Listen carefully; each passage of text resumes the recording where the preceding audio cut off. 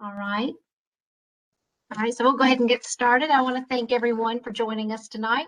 I'm Amy Mante. I'm Deputy Director for the Department of Planning and also the Master Plan Coordinator. As I mentioned, you may be able to do introductions when you're in your breakout rooms when we get to that portion of the meeting.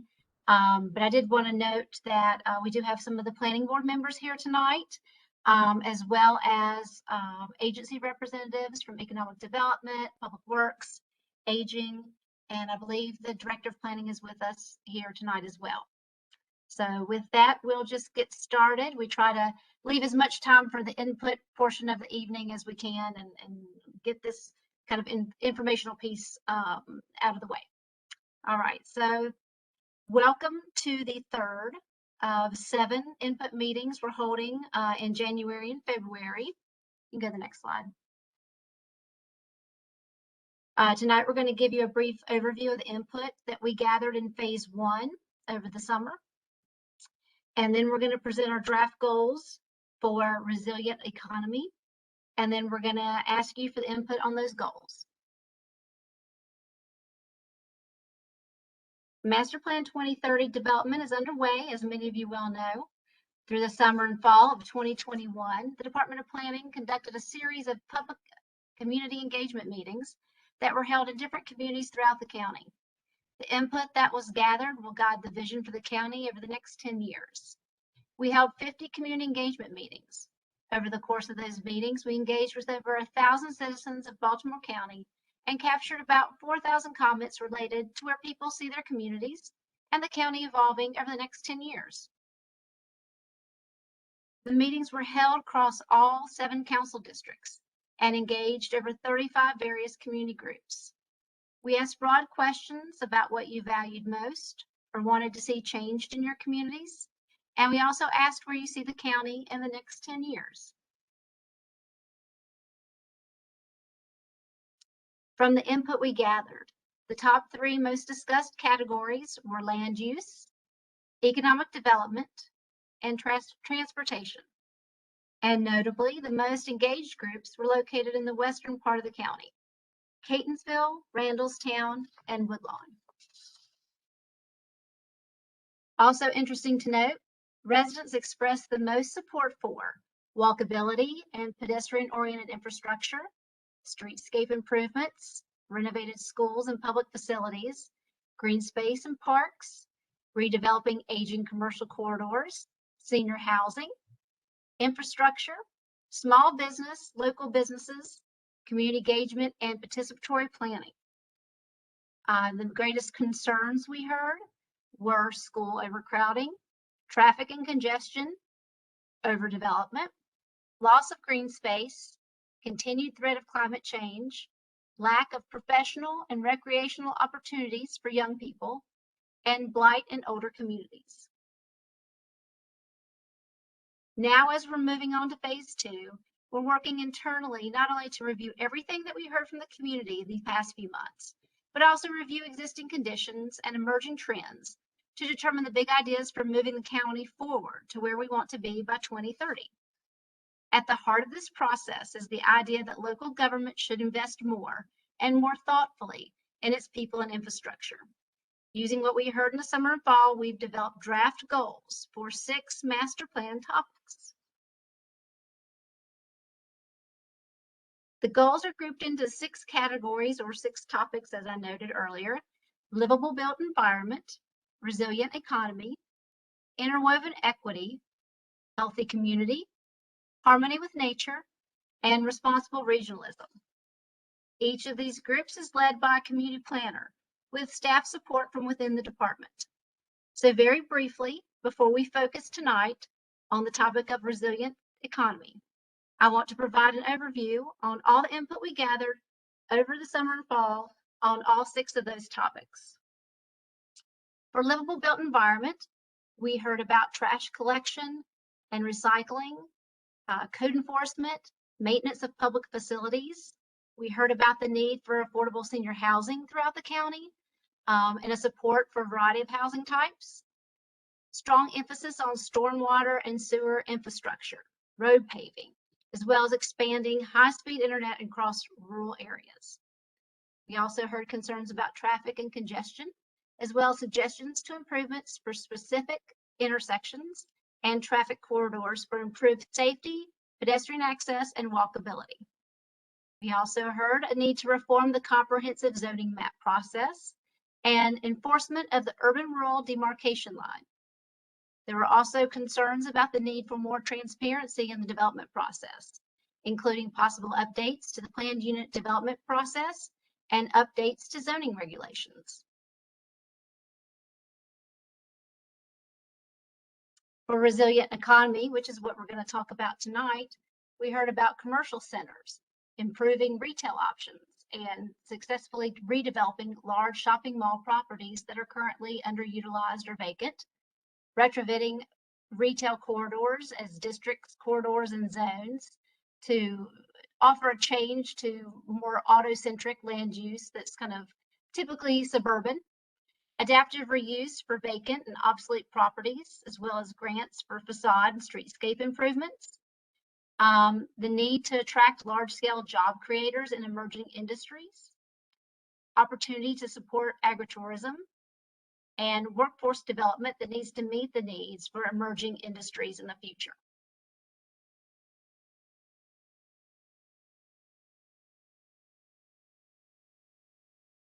For interwoven equity, we heard the need to ensure fairness and equity in providing for housing, services, health, safety, and livelihood for all citizens. We heard about the need to expand public venues and performance and gathering spaces to celebrate the county's arts and culture. There's a need for cohesion and engagement. Residents want to know that their communities are being maintained in a well-ordered manner, and they want their input taken into account through participatory planning efforts with the county. More public-private partnerships between local institutions and community groups. And a more accessible internet presence with the county so that folks feel like they get more information from the county and they can have a better route for communication to the county. And then historic preservation, an opportunity to make sure that we are preserving and recognize the county's heritage. For healthy community, we heard about the health and wellness specifically for seniors and for young people to ensure that communities can remain walkable and accessible with resources that allow folks to age in place. Public safety, as we met with communities over the summer, a lot of the public safety things that we heard were very community centric. They were related to, specifically to the communities we met with. But generally, less crime, more public safety measures, improved communication with the police department, police presence, and those types of things were what we heard. For harmony with nature, we heard about shorelines, more public accessibility to the shorelines of Baltimore County. Reforestation and tree canopy were also looked as positives and the need to increase those.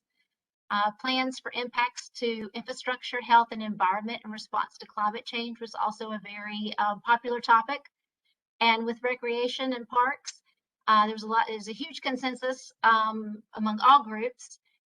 There was a desire for improvements to the quantity and the quality of parks in the area or in the county, and the need for folks, or the desire for folks, to be able to access walking trails, bike paths, parks, ball fields, greenways, all of these things within their communities and not have to drive outside to get to them. And for regionalism, there was a lot of comments about connections to Baltimore City, as well as surrounding jurisdictions, Howard County, Carroll County, and beyond, and the role of Baltimore County in the region, in the DC metro area. The successes of and failures of Baltimore City were also topics as far as impacts to the county. But overall, there was a desire to work together to look for solutions to regional issues. So as I mentioned earlier, tonight is the third of 7 meetings where we're asking for your input on our draft goals and for your help in the development of actions to implement these goals. At this point, I'll turn the meeting over to Josephine Selvakumar, who is leading the Resilient Economy Work Group. Thank you, Amy. Good evening, everyone. Thanks for being here today. My name is Josephine Selvakumar, and my work group is Resilient Economy. Our objective is to ensure that the community is prepared to deal with positive and negative changes in economic health and to initiate sustainable urban development and redevelopment strategies that foster green business growth and build reliance on local assets. So based on the input from the communities this summer and adopted community plans and county strategic plan and reviewing current master plan and other jurisdiction plans, and also from agency input, we have developed draft goals and actions. The points you look here in the screen are the goals. And as you go to the breakout rooms, we'll be discussing in detail the actions. So before that, I would like to read our draft goals. Goal number 1, utilize land use policies and innovative strategies to support redevelopment and reinvestment in commercial corridors and aged industrial sites. The focus here is commercial revitalization, development, and redevelopment. And goal 2 for workforce development, create equitable workforce development strategies that anticipate and prepare workers for economic needs and changes. And goal 3, focusing on tourism, grow and promote counties' tourist attractions to make it the leading tourist area in the region. And goal number 4, focusing on equitable economic development, dismantle barriers and expand opportunities for low-income people and communities of color.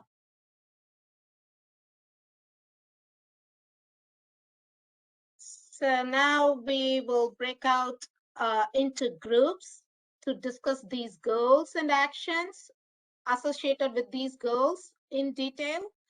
The actions will be shared in the breakout rooms, and the goals and supporting actions which will be listed in the breakout rooms are in no particular order.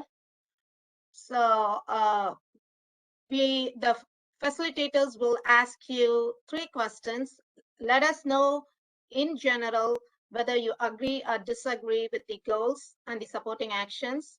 And also let us know if we have missed any major actions or goals that should be covered in this topic. Also, please provide any additional detail that you think needs to be considered for resilient economy topic. You will have a moderator assigned to each breakout room who will lead you through the discussion. And at the end of the session, we will meet back here in the lobby. We have 1 hour set for this session, for the breakout session. And for each goal, we will spend roughly around 12 to 15 minutes. And then we will all huddle back here to the lobby, and we will have our facilitators report what they heard from the group. So once you move to the breakout room, this is some technical instruction on how to connect to the audio. If you have done this before, you know, you might be familiar with this. If not, you just have to connect audio as shown here. Connect and reconnect to the audio if you don't hear the audio. Next slide, please. So our host Emily here will assign us to the breakout rooms, and those who have joined us through phone will stay here with me, and I'll ask the same questions to you, and I will take input from you.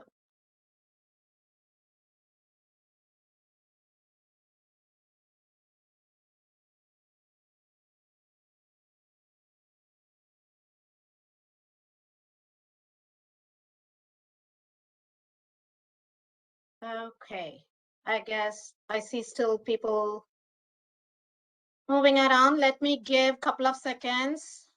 Let me share my screen in the meantime.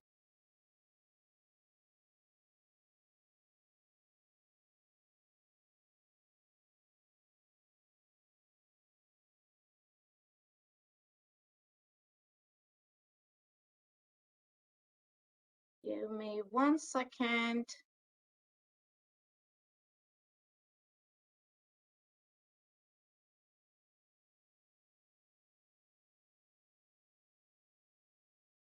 Okay, here we go. Can you see my screen? Okay, I see the nods. Okay, thumbs up. Thank you. Okay, so these are the draft goals. There are 4 goals, as I mentioned earlier. I'm going to read the goals and the actions, and these goals were drafted based on our community phase 1 input and reviewing current master plan, reviewing other jurisdiction plans, and also working with our agencies. So let me start with goal 1. So the first goal I have here is I'll read the goals and the actions, and then I'll ask you whether you generally agree with the goals and the actions, what you like to include or what you like to change. So the goal number 1 is utilize land use policies and innovative strategies to support redevelopment and reinvestment in commercial corridors and aged industrial sites. The actions that go with this goal is incentivize and provide marketing strategies to support small businesses along main streets to enhance the vibrancy and retain the characteristics of main streets. Action 2, utilize land use policies and capital improvement program to encourage mixed use development along commercial corridors. Action 3, maintain land and properties with zoning classifications that allow major employment where infrastructure and good access exist.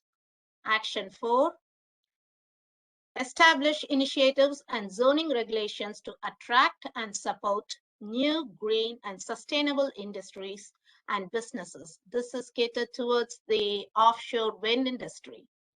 Action 5, explore and evaluate technology needs and opportunities to create partnerships with business owners, startup companies, and local business associations to create new services as well as support and sustain small businesses and creative industries. Action 6, create a strategy that includes sustainable design approaches and practices and provide funding and other incentives to support redevelopment of declining or vacant commercial or industrial properties with focus on shopping centers and or malls. Action 7, establish an initiative to support innovative reuse by the private sector because of the changing economic conditions and needs. Action 8, partner with communities to identify and implement local revitalization efforts. Action 9, review the existing tax incentive programs and make them available to businesses throughout the county. I know there are a lot of actions, so I have numbered the actions. So let me start if you generally agree with the goal, and then we can move to the actions. And again, the actions are in no particular order. They are just numbered so that it would make easy for you to pick the number and talk about that if you want to elaborate or if you want to add more to it. So at this time, I would like to hear from you. What do you think about the goal number 1? Do you agree or disagree? And then we can move to the actions. Hi, Josephine. Thanks for having us. I do think this is a great goal. On paper, it sounds exactly like what I want my county to do. Okay, that's good to hear. Since I'm sharing the screen, I can't see who said that, but I'm happy to hear that. Okay. Looking at all these actions, is there anything you would like to, do you generally agree with these actions? Is there anything else we have to add, change? Is there anything we are missing here?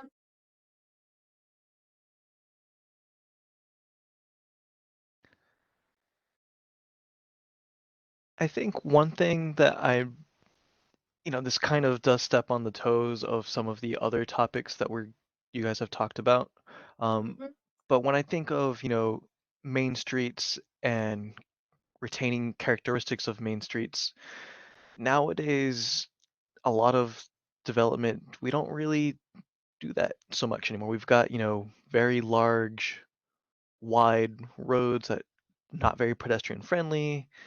There's no place to park bicycles, that kind of stuff. I would love to see more traffic calming, whether it's strategies like that, wider sidewalks, bicycle parking in front of businesses.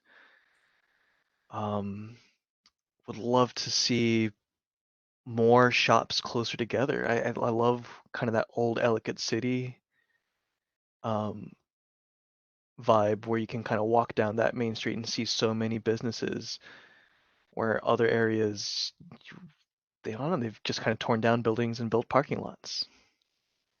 So if we can go back to that old style Main Street, I think that would be a lot better for the county anyway. And you get more tax revenue off of more businesses. You don't get tax revenue off of parking lots.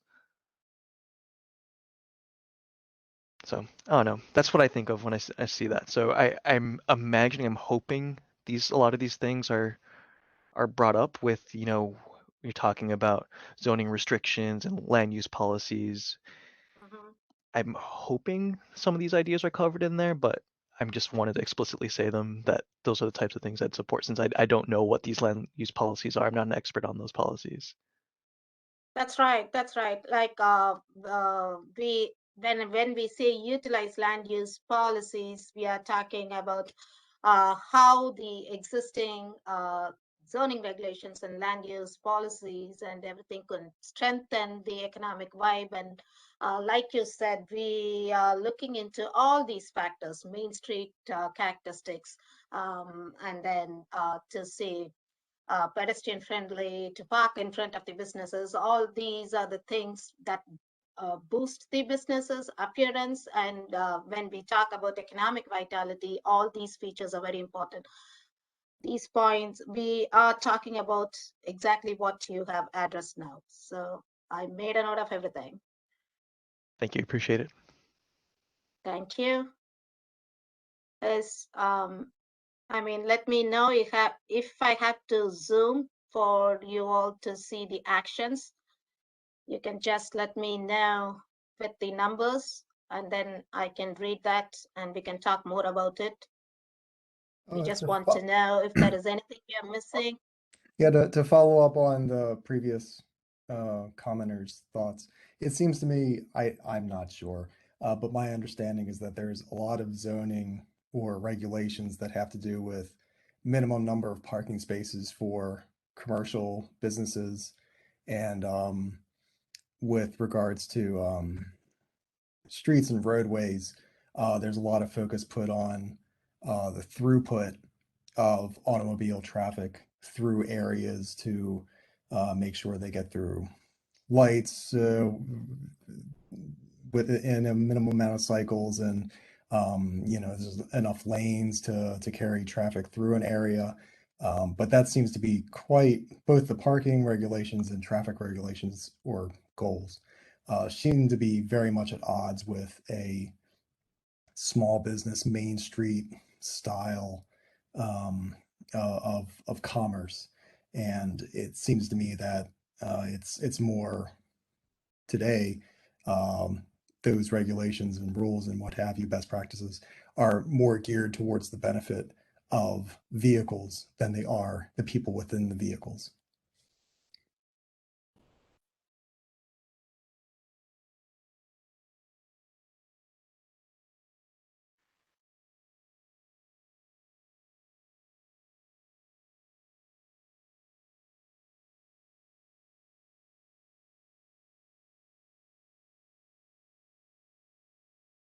Anything else?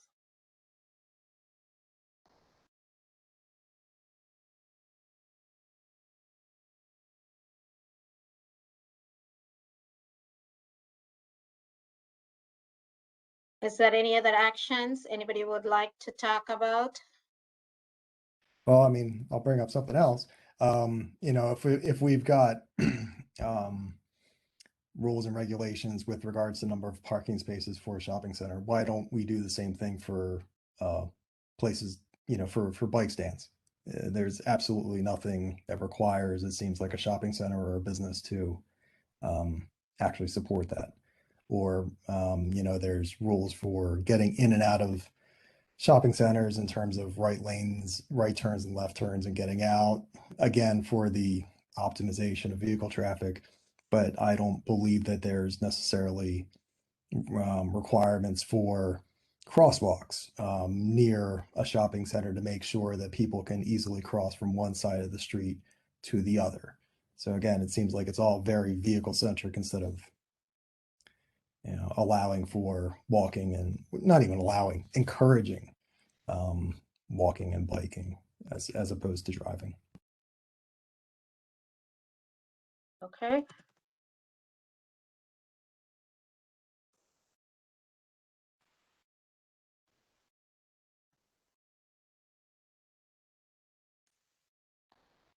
Anything else? Hi, can I add something? Sure. I Please know let that me know which action it is so that it'll be easy for me. if you could go back as to the, I believe the first action Okay. to support small business. Uh-huh. So I don't know if everybody noticed during COVID, because of the mask mandate, a lot of small business restaurants started utilizing outdoor space, so people could eat outside, and that actually helped their clientele. If there was a way to implement a more permanent safe structure to continue those small business owners to continue utilizing that small space outside of their restaurants. Did I capture that right? That makes Yep, sense. I made a note. Yep. Thanks, Dana.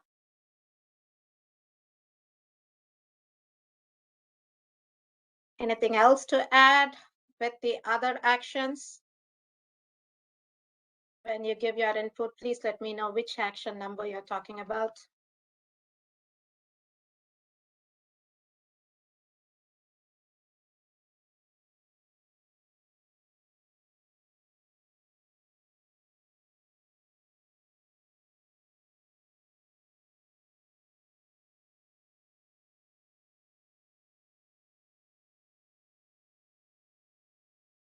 If there is nothing to add to any other actions, I'll move to goal 2, but I'll wait for a couple more minutes. If you're reading the actions, I'll give you some time.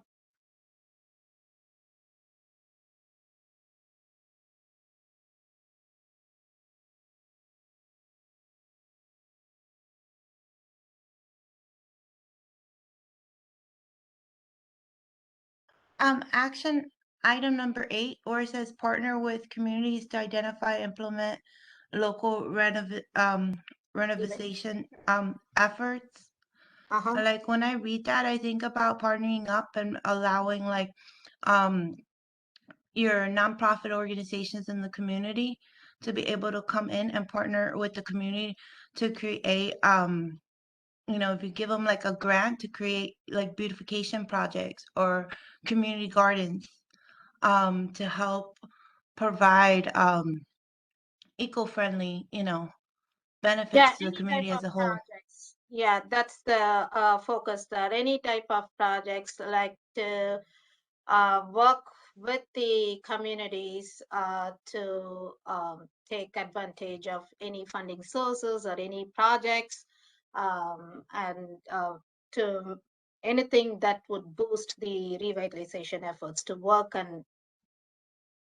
with the communities to do any type of projects and grants, or to take advantage of our county programs or the state programs, any resources available. So it is in general for any revitalization efforts to partner with the communities to do that.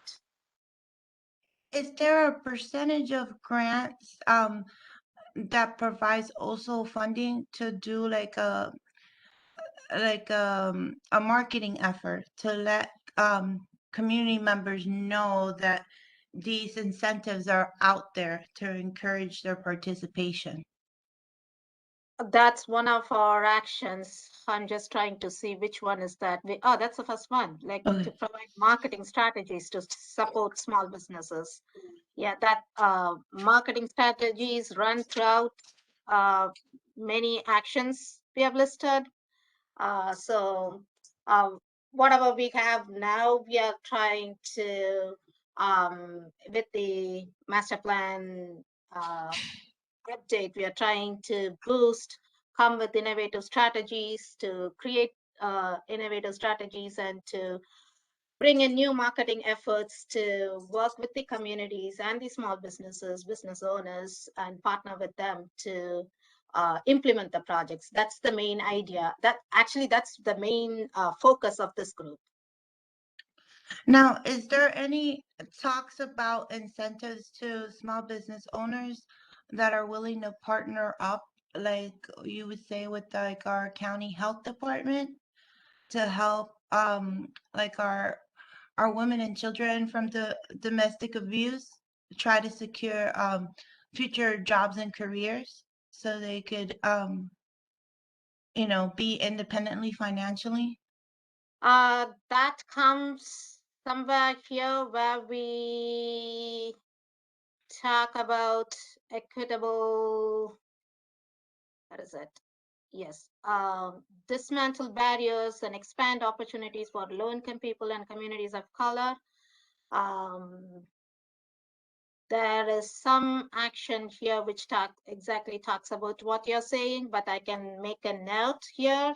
And as we go through the actions, we can make sure I can make a note here on the exact words, what you're saying. And then as we go through the other goals, we can make sure if we cover that or not. But I'm pretty sure we made a note in the equitable economic development. Would you like to phrase that one? Let me make a note here. I just feel like as a county as a whole, we should be providing programs and supports for the community throughout, not just for low income, but also moderate income families that are struggling with challenges, and especially our women and children that are trying to find a program or resource to provide them support so they could be socially, economically independent if they're coming out of an abusive domestic situation.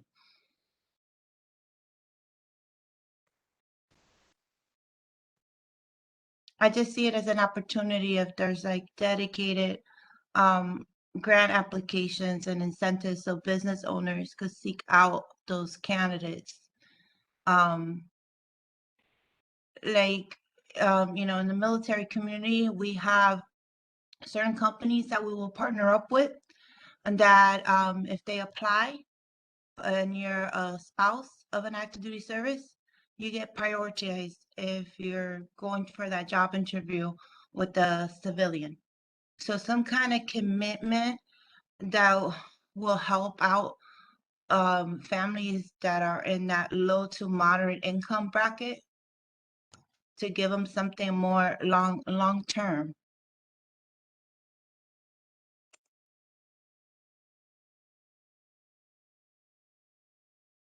Okay.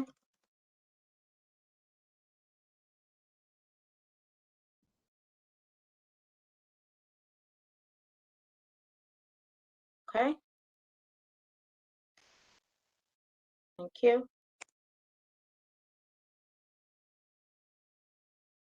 So here we have an action that says kind of what you have mentioned for the previous action. Review the existing tax incentive. This is tax incentive programs and make them available to businesses throughout the county. But you are referring to any opportunities for people of substance. Let me make a note. You said people of substance abuse.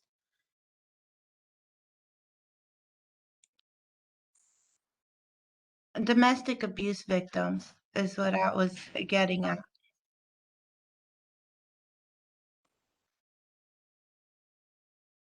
Okay.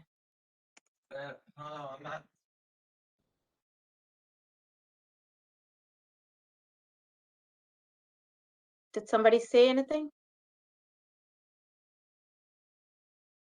Okay, I think I heard something. Okay, that's fine. Okay, okay, it's 6:40. Let's move to goal 2. Goal 2 is to create equitable workforce development strategies that anticipate and prepare workers for economic needs and changes. And the actions here are action number 1, create partnerships between local academic institutions, county departments, and local employers to develop workforce training and research programs to address the skill gaps. Action number 2, foster and diversify workforce development to meet the needs of current and emerging industries. Action number 3, create a comprehensive talent management program that strengthens the relationship between institutions and communities to provide job and internship opportunities, connects people to employment opportunities, and focuses on talent development, acquisition, and management.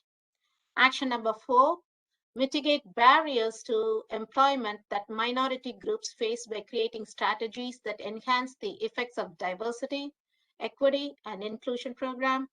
Action number 5, develop flexible zoning regulations to encourage the development of local food businesses, for example, farm to table, and small-scale non-pollutant manufacturing, example, craft beverage production businesses and handmade soaps and things like that. And action number 6, increase outreach and engagement with job seekers, for example, mobile career centers. And these are the actions for goal 2. And I'm going to look for same input from you all. Do you generally agree with the goal?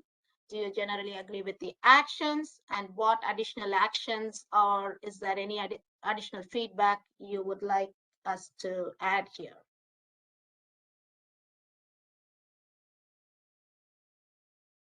I want to ask some feedback. If the county were to partner up with our community college to identify some trade skills so that we need, and no, even right now.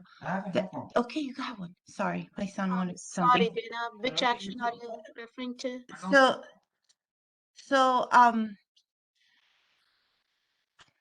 sorry, I lost my train of thought. My son wanted something. Oh, that's fine. That's So fine.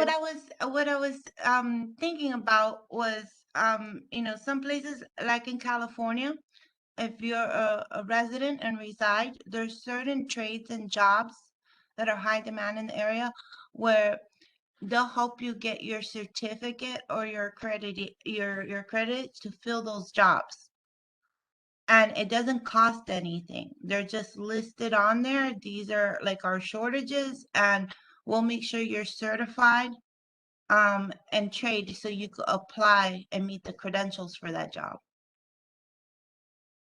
I'm not exactly sure what that's called, but that could help create jobs with people that is hard to fill because most of the people in the area are either not qualified or don't meet the criteria of the training needed to fill those jobs. I know what you mean. We had that in mind when we created action number 1, when we came up with that action, which talks about create partnerships between local academic institutions, county departments, and local employers to develop workforce training and research programs to address skill gaps. Something like when you are out from the college, or when you have a specialized skill, when you're fresh out of high school or trying to get into college, if you have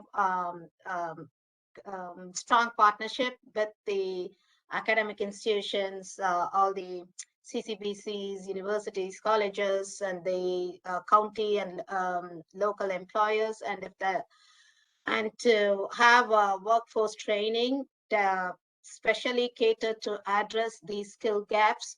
That's something we had in mind when we created Action 1. I'm kind of hearing along the same lines on what you're saying, but if it is something different, let me know. I'll make a note here. So something different is, I know we're focused when our students graduate and how they advance careers, but I'm more thinking of the mentality of individuals that are adults moving into the country, into Baltimore County, that are part of our community, that have skills and trades that they learn from their country, but they don't have any like associate's degree or anything like that to pass it up. So we have to kind of create like a process for them where they could apply, complete X amount of hours and take an exam or something, so then they could be certified to work in that field and fill those gaps. Sometimes we have a lot of adults that have incredible skills, and they come from other countries, other places, or did not have the benefit of having funds available to go to college, um, that are skills that are needed right now. So we have to create some kind of opportunity, where you give that person credit, and a process for them to prove their skills and training, so they could be account recognized for it, and it could be like legit, some kind of certification process or something. Okay, thank you. I think I captured that. Hello. So, my name is Alex. I had an kind of an action item with respect to the comprehensive talent management program between institutions and communities. I was thinking it might be nice, kind of specifically, to see um, overlap between local community colleges and local chambers of commerce. Um, Maybe as those local chambers of commerce might be a good focal point for integrating opportunities between students, internships, and local small businesses that might be seeking, opportunities for students to come and work in their businesses. And so that might be kind of a good kind of specific or meeting location to integrate those local small businesses with the community college. And it may help facilitate small businesses' abilities to identify internship opportunities. I know from the small business standpoint, it may be more difficult for a small business to understand how they could reach out to a community college. So maybe going through a program that's set up between the community college and the chamber might facilitate that more easily. Thank you. And could I expand that to also include the high schools? Sure. Yeah, I that's a like great idea. that. I'm gonna concur with Charmaine as well. I wanted to bring up the we have like I think 3 or 4 enormous employers in the region, like NSA, Johns Hopkins, Social Security Administration, and like a handful of other ones, right? And a lot of these enormous institutions are looking at like the high school level, like as young as they can, to kind of funnel their like matriculation process into their industries, and orchestrating between Baltimore County high schools and these enormous employers in the region, one of the largest employers in the region, or at the Chamber of Commerce level, or even at the small business level. It starts at that high school point. Thank you.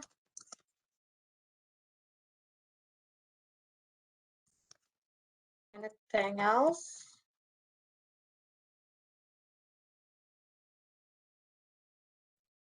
If there's open, if there's an open line item.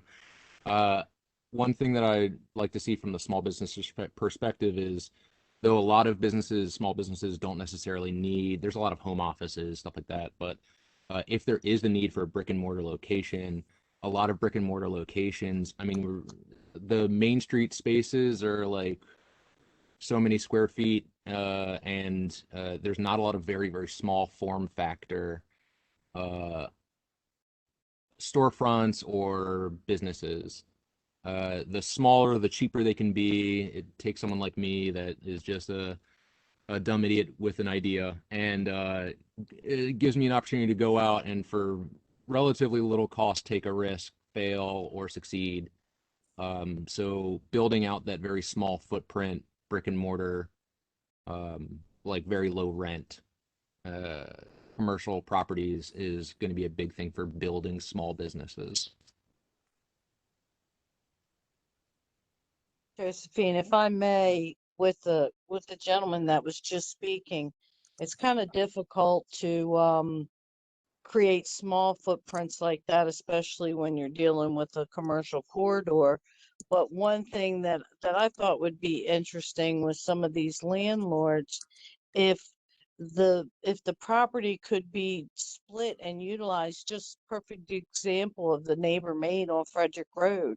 If those kind of opportunities existed in more communities, then the smaller folks just starting out, not having the investment capital, if they were able to partner within, a brick and mortar, or maybe share the space, coexist together, that would be something to help that happen as far as zoning and regulations. And if the county would be more welcoming to to small startups like that actually work together, I think that would have a powerful impact on the commercial district.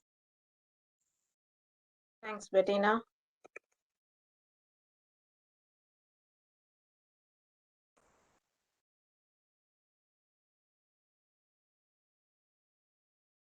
Anything else? Let me just scroll down so that you can see the other actions too before I move to goal 3. Someone please keep a tab on the time. Austin or Caitlin, please remind me. I spent too much time on the goals. It's 10 to 7 right now. Okay. Anything else in the actions here? Number 5, develop flexibility for zoning regulations to encourage development of local food business. Farm table. I was just thinking about what was said, like the way we utilize brick and mortar places. And I know that recently became like a trend where people were renting out kitchens that were not being utilized. So people could have like ghost restaurants. So you don't need an actual location, but if you could rent an existing kitchen space just to get your orders out, like Chuck E. Cheese does that for some people in Anne Arundel County. Like, I don't think people know about that, but they'll have other little restaurants doing like Uber Eats or whatever. If there's a way to encourage local owners to participate and be open to that concept without having a lot of barriers for renting out their kitchen space. I have something to add to that as well. I have a small business in Catonsville and a small food business, and the whole ghost kitchen thing resonates with me because a lot of people in our industry talk about how they don't know how to rent out their kitchen. And that there is a lot of small people that want to test the waters and just rent it hourly or something like that. So if there could be some sort of program that, utilizes that, where we could easily sign up, to rent out our kitchen to other people, I think that would be a great initiative. I didn't know they're doing this in Cadenceville. Can I know the business if you don't mind? I'm just curious. I'm also District 1 planner and I oversee Cadenceville area.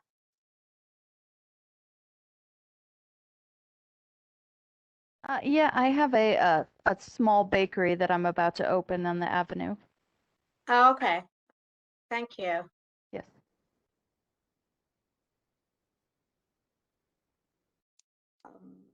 Anything else?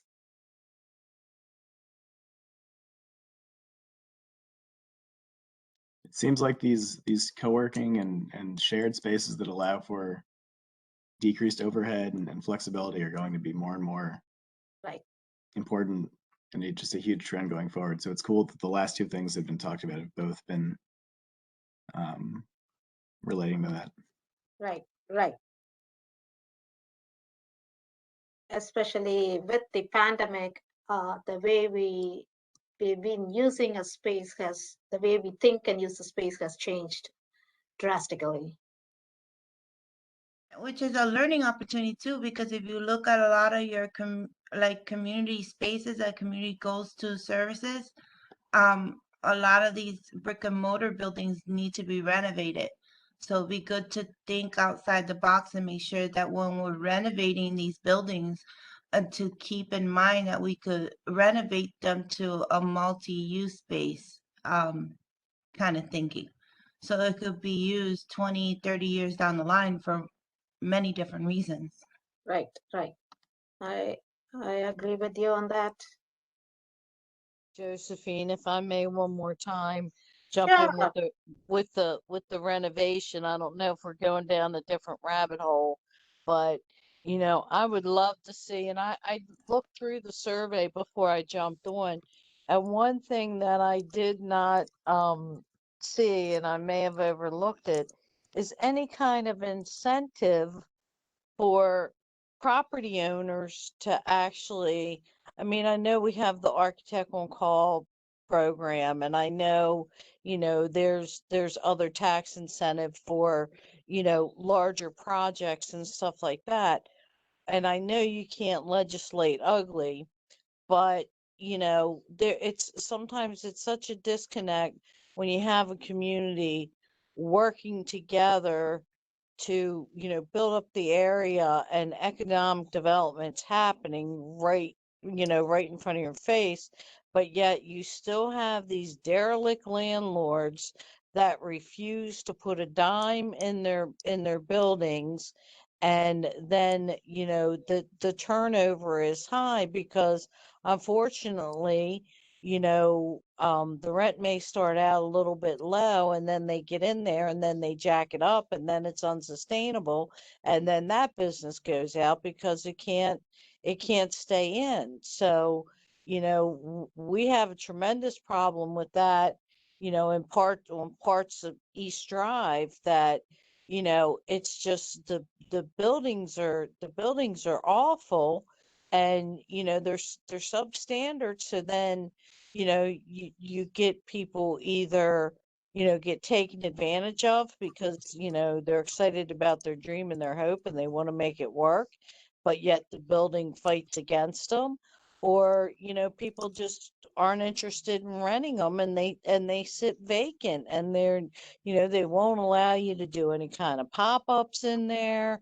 They won't. So some type of, we're talking about economic development, some type of communication, outreach, education, big picture, whatever it is, from the county to back up the chambers and business associations that are trying to develop relationships with these people, and you try to explain this to them and they don't want to hear nothing about it. So maybe if there was a little bit louder voice from the county, that they might be more receptive to, or more of an outreach, or something. Because if their building's sitting empty, yeah, you're getting property tax from that, but there's no sales tax generated. There's no other kind of income for the county or the state generated when that building sits empty. So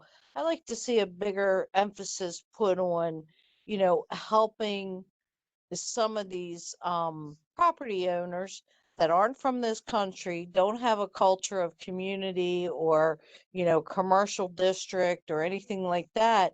Some kind of outreach or even education program to help them realize you know what it means to be part of a business community that connects with a residential community.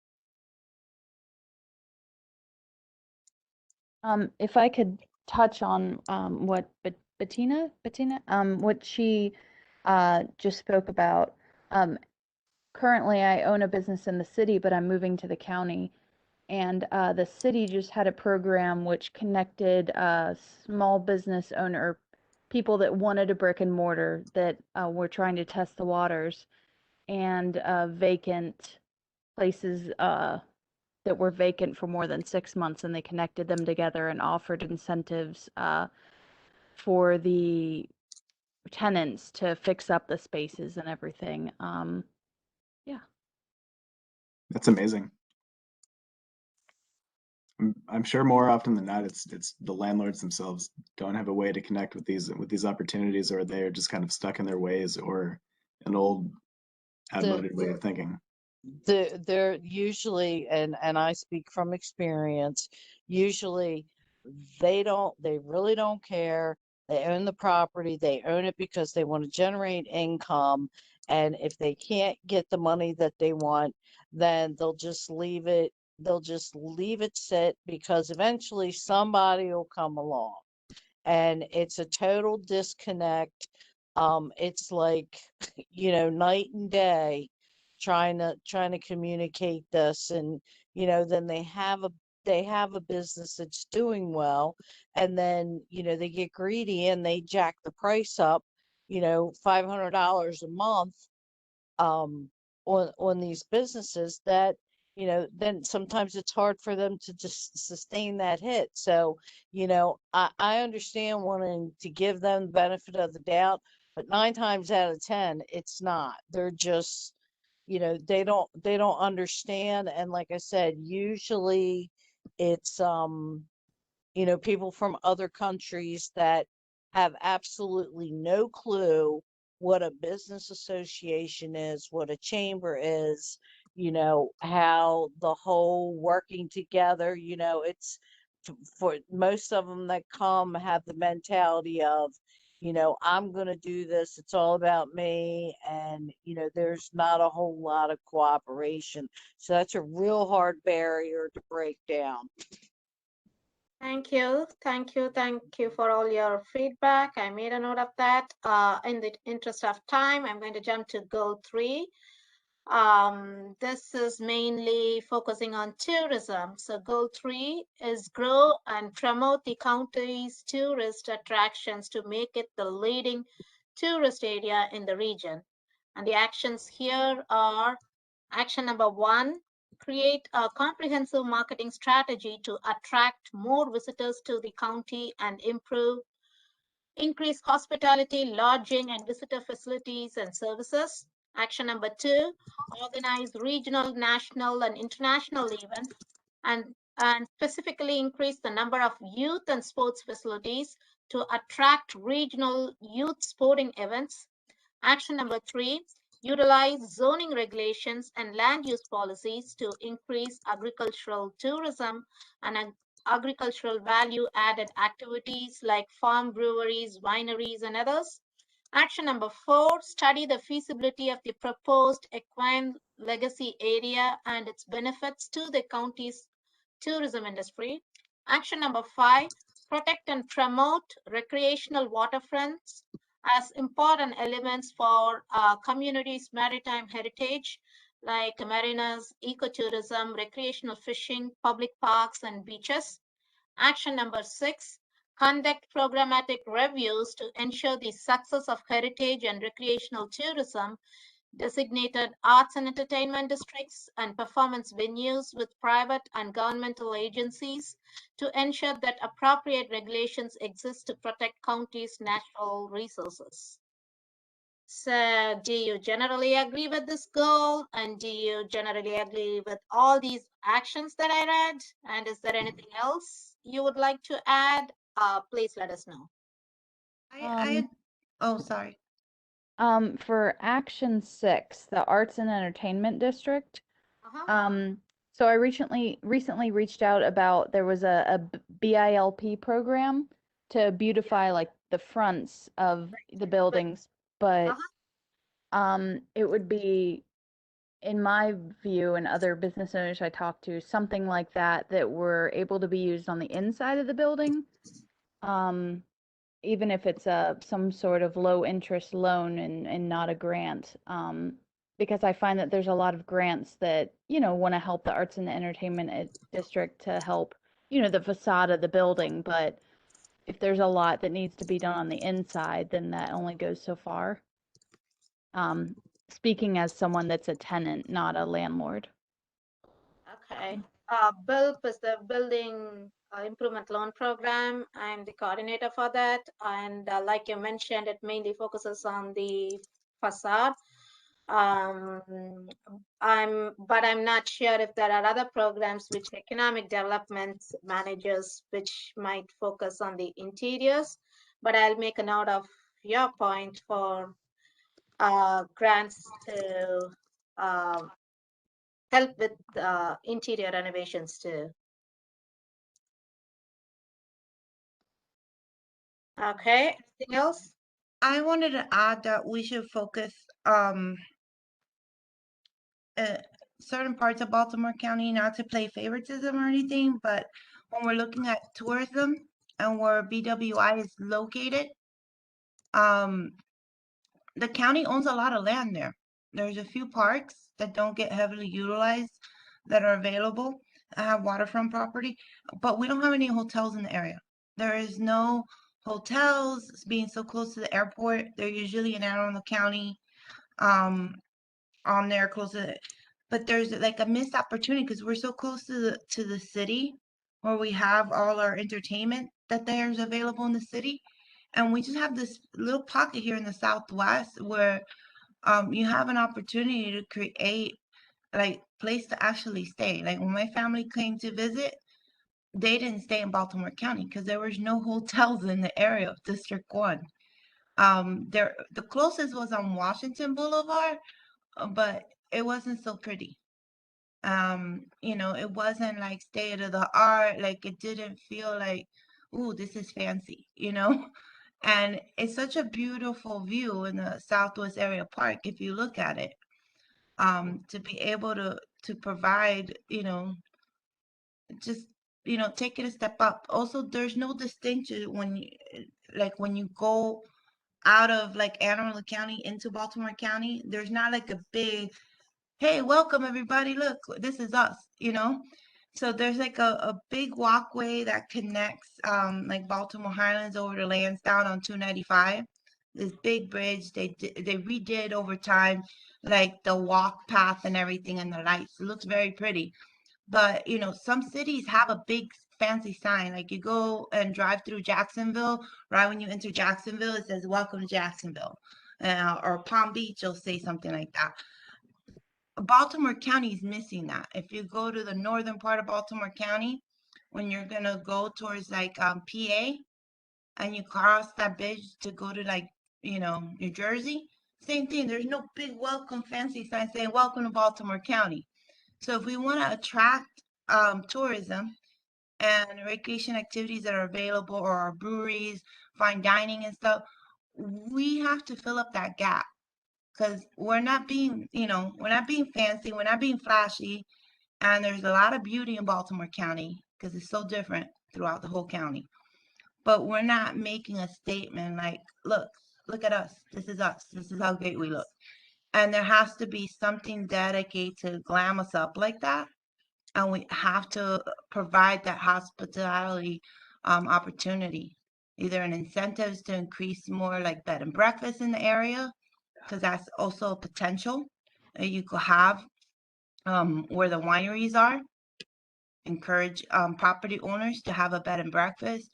Um, having more hotels that are right there, a heartbeat away from BWI, um, and creating that opportunity. I mean, you even have the ability to do that in our Butis, because our Butis is taking a turn with how that community is being developed and stuff. So a lot of communities will do things like they'll put some high skyrise building, and then everything shop local is right there in the area, is walkable. I mean, to provide that connection right there with BWI that continues to grow, you're bringing in money and tourism dollars from outside throughout the whole world. Okay. Yeah, Hey, how you doing, Josephine? It's Mike. I'm gonna jump on the back of that. It's weird looking at this because there's a lot of like, oh, there's horses, right? But there's horses like north of Woodlawn, right out there, and I don't know, I don't live there, right? We've got in your District 1, and we've got like what, the Guinness Brewery, Uh-huh. and then like what Mark Train Station, right? That's like what we've got. I'm assuming there's like Catonsville's Music City, Maryland's beautiful, everyone loves it, but like no one comes in here, hops into BWI and is like, you know where I gotta go is beautiful Arbutus, or like I gotta go to downtown Catonsville because I keep hearing so much about it. We don't have like monolithic attractions necessarily. There's Tapsco State Park, it's absolutely gorgeous, but I have friends I work with that are like new to the area, and they've never heard of any of these places. So I don't know where the gap necessarily is. I think it was pretty well explored by the previous input, but definitely sitting between BWI, Baltimore City, with MARC train access, having that transportation corridor there, that's something. But like, there's not an enormous amount of stuff to do in District 1. Okay. Josephine, if I can echo with the need for the hotels, especially especially in an area like in the Southwest where you have University of Maryland and you have parents that did and stuff like that, and everybody, as far as I know, that visits their kids at UMBC stays at an airport hotel. There's opportunity in the area, especially, I mean, I don't know what hotels are up by Towson University, but it just seems like a no-brainer that, facilitating a decent hotel near a major university should be, top priority of the county's list just to bring people in the area. And, if you use that to if the university, that creates a destination within Southwest Baltimore County, and then, so I would really like to see the county jump on the opportunity to do something like that. We have Route 40, which is crap for hotels. We have Washington Boulevard, which is crap for hotels. And then the only other hotels after that is the airport. So, we are missing the boat. And, as things continue to develop and you start having the cooperation and collaboration between towns like Arbutus and Catonsville that can collaborate and create things that help make the area a destination instead of, oh, let's draw more people to Catonsville. Let's draw more people to Arbutus. Let's draw more people to the state park.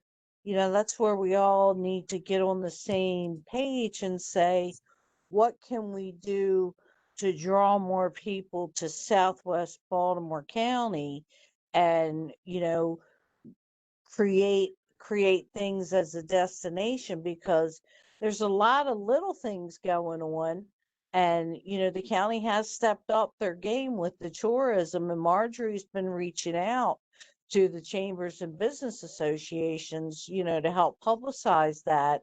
But I do think that's part of the problem, is the lack of communication, and where are folks getting their information as far as what's there to do in the area.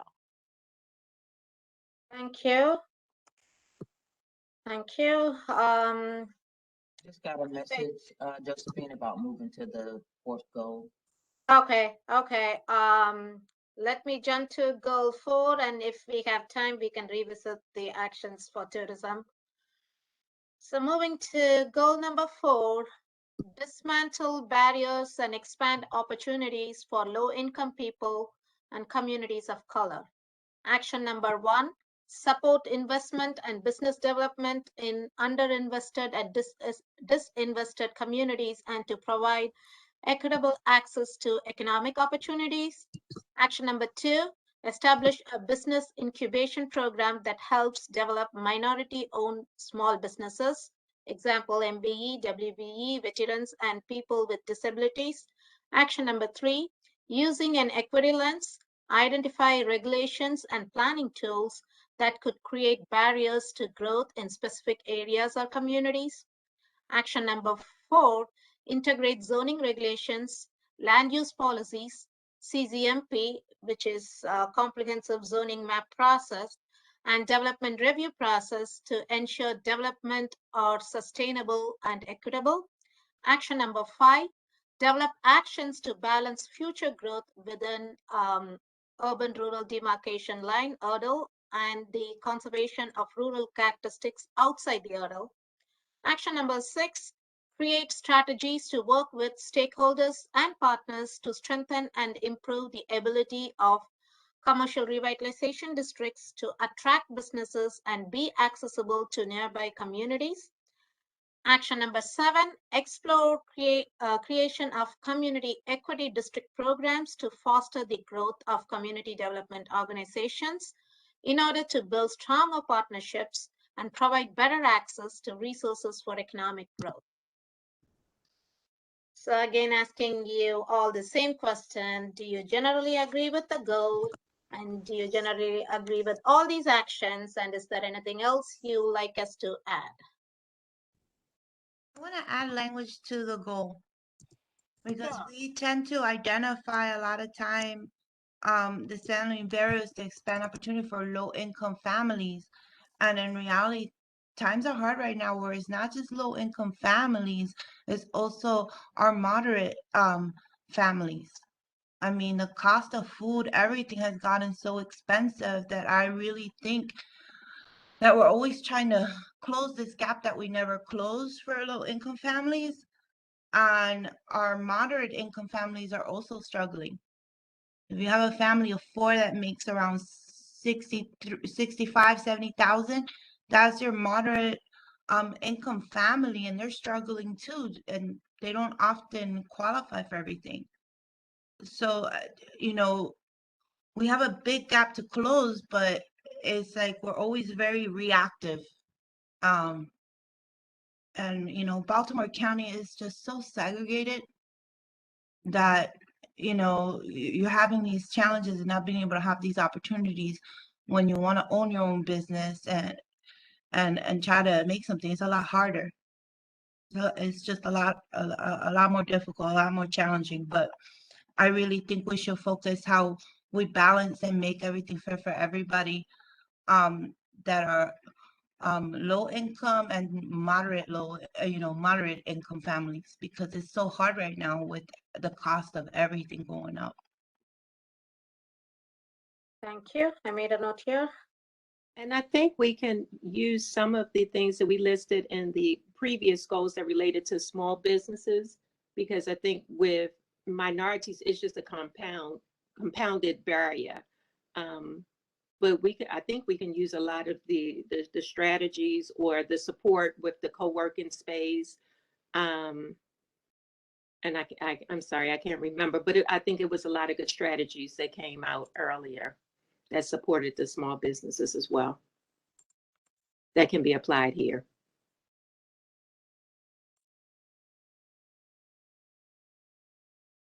And if I may, with the business support and minority business development and small business development, it's everybody's in the same boat when they're looking to start a business. I mean, there are some upper end folks that family has money or something like that, but I personally know what it's like to start a business on a shoestring, a hope, and a dream, and you just work hard enough and hope you catch the breaks. But I think that overall small business, I don't think a lot of times people realize what goes into it. And if you have the support and the explanations, not just, oh, you got to get this license, and there's so many people that just want to do a side hustle and consider that their business, and it's more of a hobby than it is a business. So maybe some information on you know, what it really takes to be a business owner, an entrepreneur, and not just somebody that, you know, has a hobby. If it's their hobby and they enjoy doing it, and you know they're happy selling it makers markets or you know something like that, then that's fine. But you know, they've got people don't usually understand the difference between the two. And if there was truly educational things that you know could explain it from A to Z, not to scare somebody off, but to help them understand that it's a lot more than, you know, a hope, a dream, and a shoestring budget.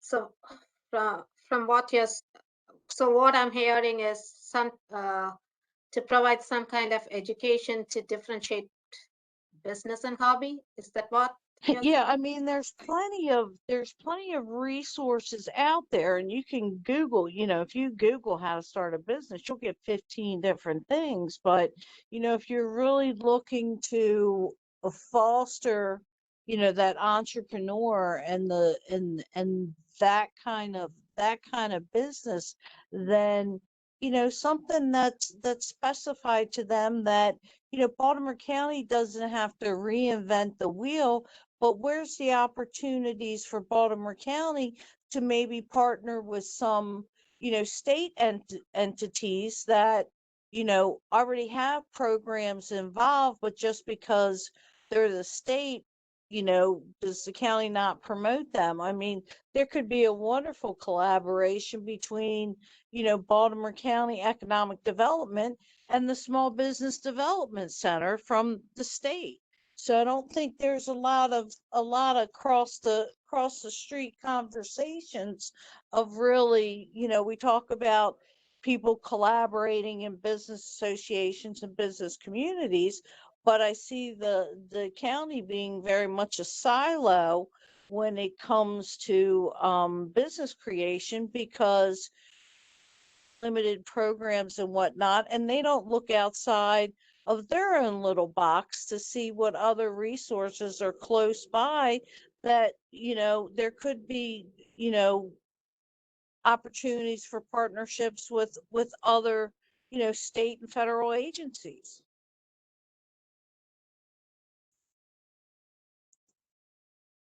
Thank you. Give me a minute. Let me make a note of it.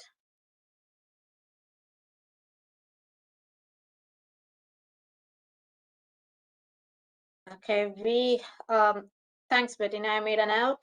We have about 3 minutes left. I want to add to remove barriers for women. To the goal? Yeah, for women that are trying to start their own business is usually a lot more challenging for women that are trying to be entrepreneurs. And also looking at ways to remove barriers for any new minority business owner. Sometimes they require additional stuff that you have to provide as a minority business owner that other regular, you know, your average, I don't know, white dude doesn't have to go ahead and put forward. So finding a way to be more supportive towards women that are trying to start their own small business so they don't have things like a higher interest rate on their loan, their business loan, because that has happened before.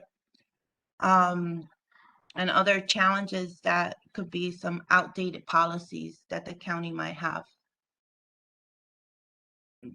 that'll justify make it challenging. I also think too that there should be service available for anybody that has a disability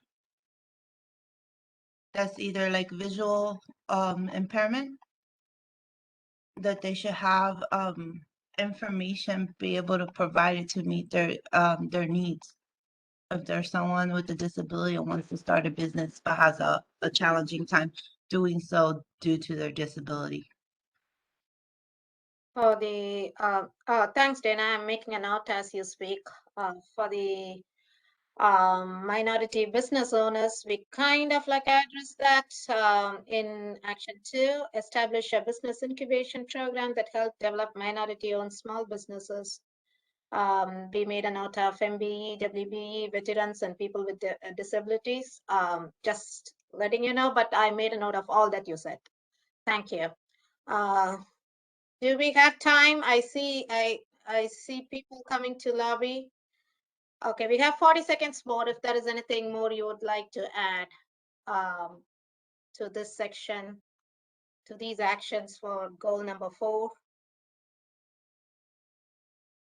So you all started talking right away, got into the action. So I'm assuming you are generally okay with all the goals discussed here. You all jumped into actions, except for goal 4, where you had a comment.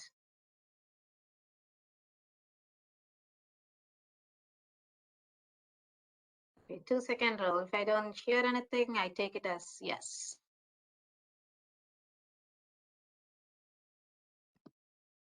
Okay. Okay, we are about time. I think people started coming to lobby. Let me stop. Everybody's back. Okay, let me stop sharing.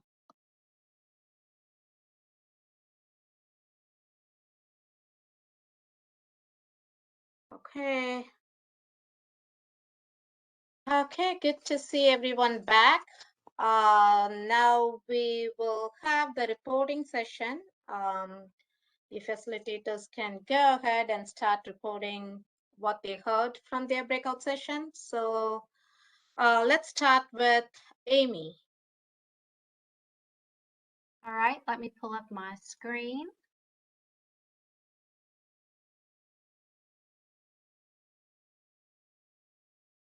Okay, so hopefully you can see that. I know it's a little bit small, but if I enlarge it too much, it goes off my screen and I can't read it. So I had a great group. We had about 6 people, and we made it through all 4 goals and all of their actions. So I'll go through pretty quickly. For goal 1, utilize land use policies and innovative strategies to support redevelopment and reinvestment in commercial corridors and aged industrial sites.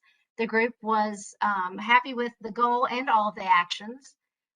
They added consideration for increased outreach from the county to potential developers about resources and opportunities, identify areas that are ideal for redevelopment in the county.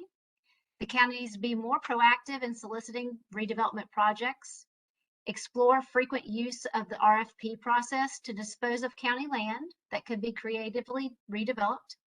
For number 7, they asked that we specifically add a piece about a staff person to focus on proactively seeking out opportunities for reuse and including landowners in addition to developers in many of the actions. For goal 2, create an equitable workforce development strategies that anticipate and prepare workers for economic needs and changes. The comments that we had: address transportation barriers to accessing training and employment, connect job seekers with local businesses offering transportation, work with employers to connect employees with housing near jobs, look at where residential development is permitted in relation to zones with jobs, such as ML zones. And for number 1, include high schools when you look at educational institutions so that you can begin growing skilled workforce as early as possible. For number 3, grow and promote the county's tourist attractions to make it a leading tourist area in the region. They pointed out that they felt that number 6 was very important to all these efforts in the county. They also added to look at adding a cooperative marketing strategy to number 1 so that it also includes neighboring jurisdictions. Encourage more bed and breakfast businesses in certain areas as far as hospitality and lodging goes. Identify large parcels for possible regional parks and fields in order to provide opportunities for sporting events. Use music, food, and hospitality to bring people together through tourism. Work with communities from the beginning when developing new tourism destinations to encourage buy-in from the start. And some of the agriculture tourism ideas may also need better coordination or cooperation with the health department in relation to food and safety issues. Winery and brewery co-ops could be encouraged in industrial areas, urban wineries in industrial areas as well. Develop programs to build workforce for tourism and hospitality industry, as well as for wineries and breweries. And alcohol production, as allowed in current zoning regulations, may need to be updated to allow smaller facilities. For goal 4, dismantle barriers and expand opportunities for low-income people and communities of color. The recommendations were include federal new market tax credits, TIF bonds, and other financing tools, incubation programs with mentors, such as the program at Loyola University, carefully review marketing and outreach to accommodate reading levels, evaluate interplay between development regulations and land use policies as they are outlined in actions 1 through 7 to make sure those actions are not barriers in targeted areas. Creative solutions to overcoming those barriers can be created through coordination between county agencies to both understand the barriers and help develop a complete package for promoting redevelopment. LEED, qualification status versus certification should be looked at. There's a big difference in cost for development, and requiring qualification over certification could be a barrier. Develop a new tax incentive program that's focused on these actions. Look at live-work residential units with retail or office on the ground floor with residential above for owner-operators. And that is it. Thank you, Amy. My group might have pointed out similar points as well. Okay, moving on. It's David. Yes. Hey, y'all. So I want to quickly thank my group. I thought we had a really nice conversation. I decided to, a lot of our comments, we just kind of, this is a good action, we support this. So I highlighted a few as we're going through here of things I really thought would be great to share with the group. And you can just see those highlighted in yellow. So the first action about land use policies, one thing I want to note, UMBC Transit is actually looking at creating artistic renderings of historic storefronts in Catonsville and putting them on the buses, which we thought was a really great marketing program that's occurring.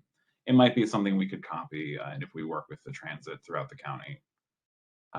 Mixed-use developments have been laying dormant in the county, meaning that the zoning has been approved, but nothing's been built yet. And we should really have a catalog of those before we start approving other things along the way. So again, generally we talked about these are good ideas, but they need some additional funding, additional consideration before they go ahead with them. Another thing to note, the property owners in strip malls have been struggling to make facade improvements throughout the county. And there really needs to be some, we didn't want to use the word regulation, so we said guidelines to help encourage those property owners. And then of course, perhaps there can be some funding for them as well. So moving on now to the second goal of the equitable workforce development. Again, we were able to talk a little bit about the colleges. CCBC has a workforce development program, but there's been a big gap in what we were calling the gentle handoff, which is getting people from that workforce development program to the actual employers. And one of our suggestions for that, which I thought was a great idea, the colleges themselves are major employers in our area. And how can we make sure that colleges are realizing that they have a wealth of great students who can come use them as their first employer, and then they don't have to have a career with them forever, but it's a good jumping off point. So I thought that was a great suggestion. Additionally, this idea of talent management, especially with the developing manufacturing sector in the eastern part of the county, there's a big need for middle managers and engineers, but we've been drawing a lot of those from outside the county, so perhaps we can look to develop talent locally. So moving now on to this tourism goal, a few good ideas. One of the big ones here, I didn't highlight it, but I think we should note, there are a lot of event centers in the county, especially on those college campuses. And during COVID, some of them are having success finding less traditional uses for their sites, and we should continue doing that as we do move out of the pandemic. They'll additionally, with this need about tourism on the shorelines, we of course have a lot of considerations for climate change, how we're going to protect those shorelines, but we need to find ways to balance the recreation needs of the communities with the needs to have mitigation efforts. We can't just shut off the shorelines and people can't boat, people can't fish. And then I thought this was maybe my favorite comment, no offense to the other ones, but including the rivers in this one. We've really got more than just the eastern part of the county along the bay. We have the Patapsco and the Gunpowder, and those, the recreation services that they provide are really important to the county and to a lot of communities. So lastly, in this equity one, we kind of thought these were really good ideas, not a huge lot of comment on that. So I will, I did want to mention this last one on number 7. Baltimore City has done a really good job working with CDOs and CDCs, and that's a great example for the county to copy. That can include the business associations. We had a number of business owners and business association members in our discussion tonight, and they expressed a lot of interest in working with those types of organizations. So again, big thanks to my group. I thought we had a great conversation. Those are some great comments. Thank you so much, David. Let's move on to Bill.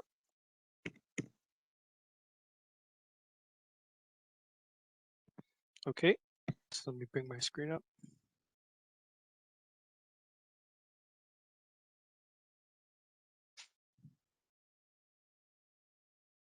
All right, can you see that, Josephine? All right. So for goal 1 in the utilize land use policies and innovative strategies in supporting of redevelopment, reinvestment, commercial corridors, and age industrial sites. There was really just a little bit of concern as far as just the general wording, with it just kind of mentioning commercial corridors and age industrial sites. So kind of as a bit of a draft tweak to that, maybe adding redevelopment and investment in underutilized commercial and industrial corridors and sites.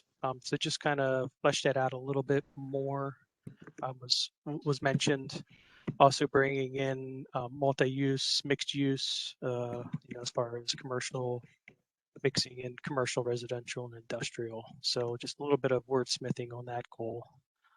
As far as the actions, just a few things that the group wanted to add. So for number 4, I wanted to kind of keep it more general and add more types of industry, business and industry types.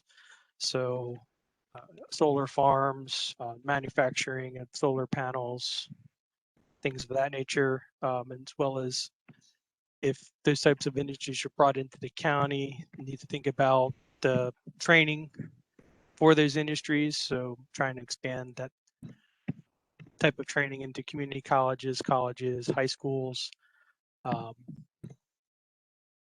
in an effort to kind of retain that local talent in the area. There were a few comments on number 6, just kind of asking what type of approaches. Weren't sure if that was going to be teased out a little bit more in the plan. Wanted less focus on automobiles. There's a tremendous emphasis on build out and parking lots. Thought about relaxing the parking regulations. There's an emphasis on the optimization of vehicle flow, but there really should be a little more emphasis shifting towards things like pedestrian and bicycle flow. Want to see more trails and sidewalks, of course, which would allow for more walkability.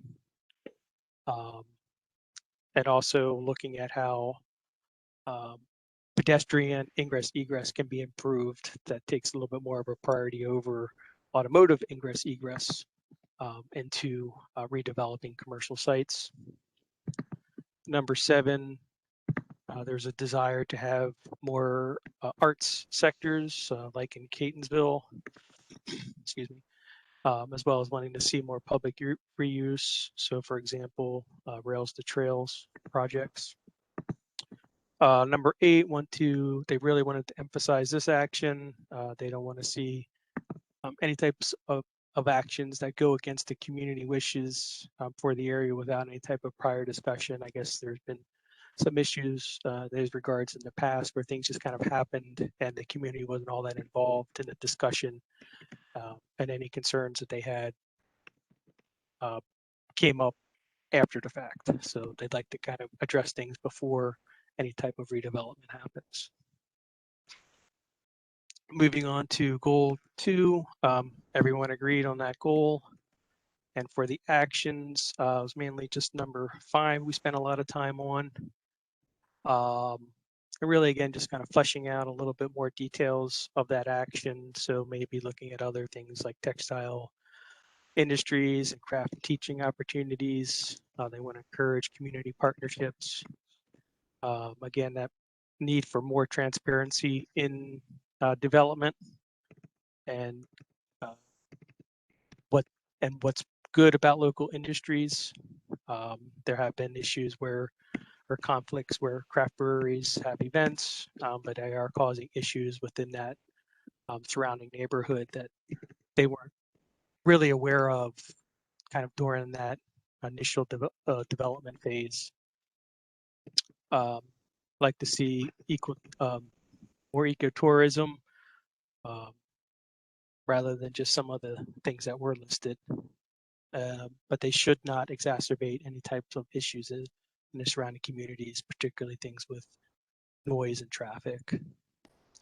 Need to better evaluate any potential unintended consequences, and also evaluate how the state or county is involved and how they may potentially be impeding smaller businesses, particularly the farms to table industry was mentioned, and the fact that things like the state are looking at those smaller entities as a kind of one-size-fits-all approach.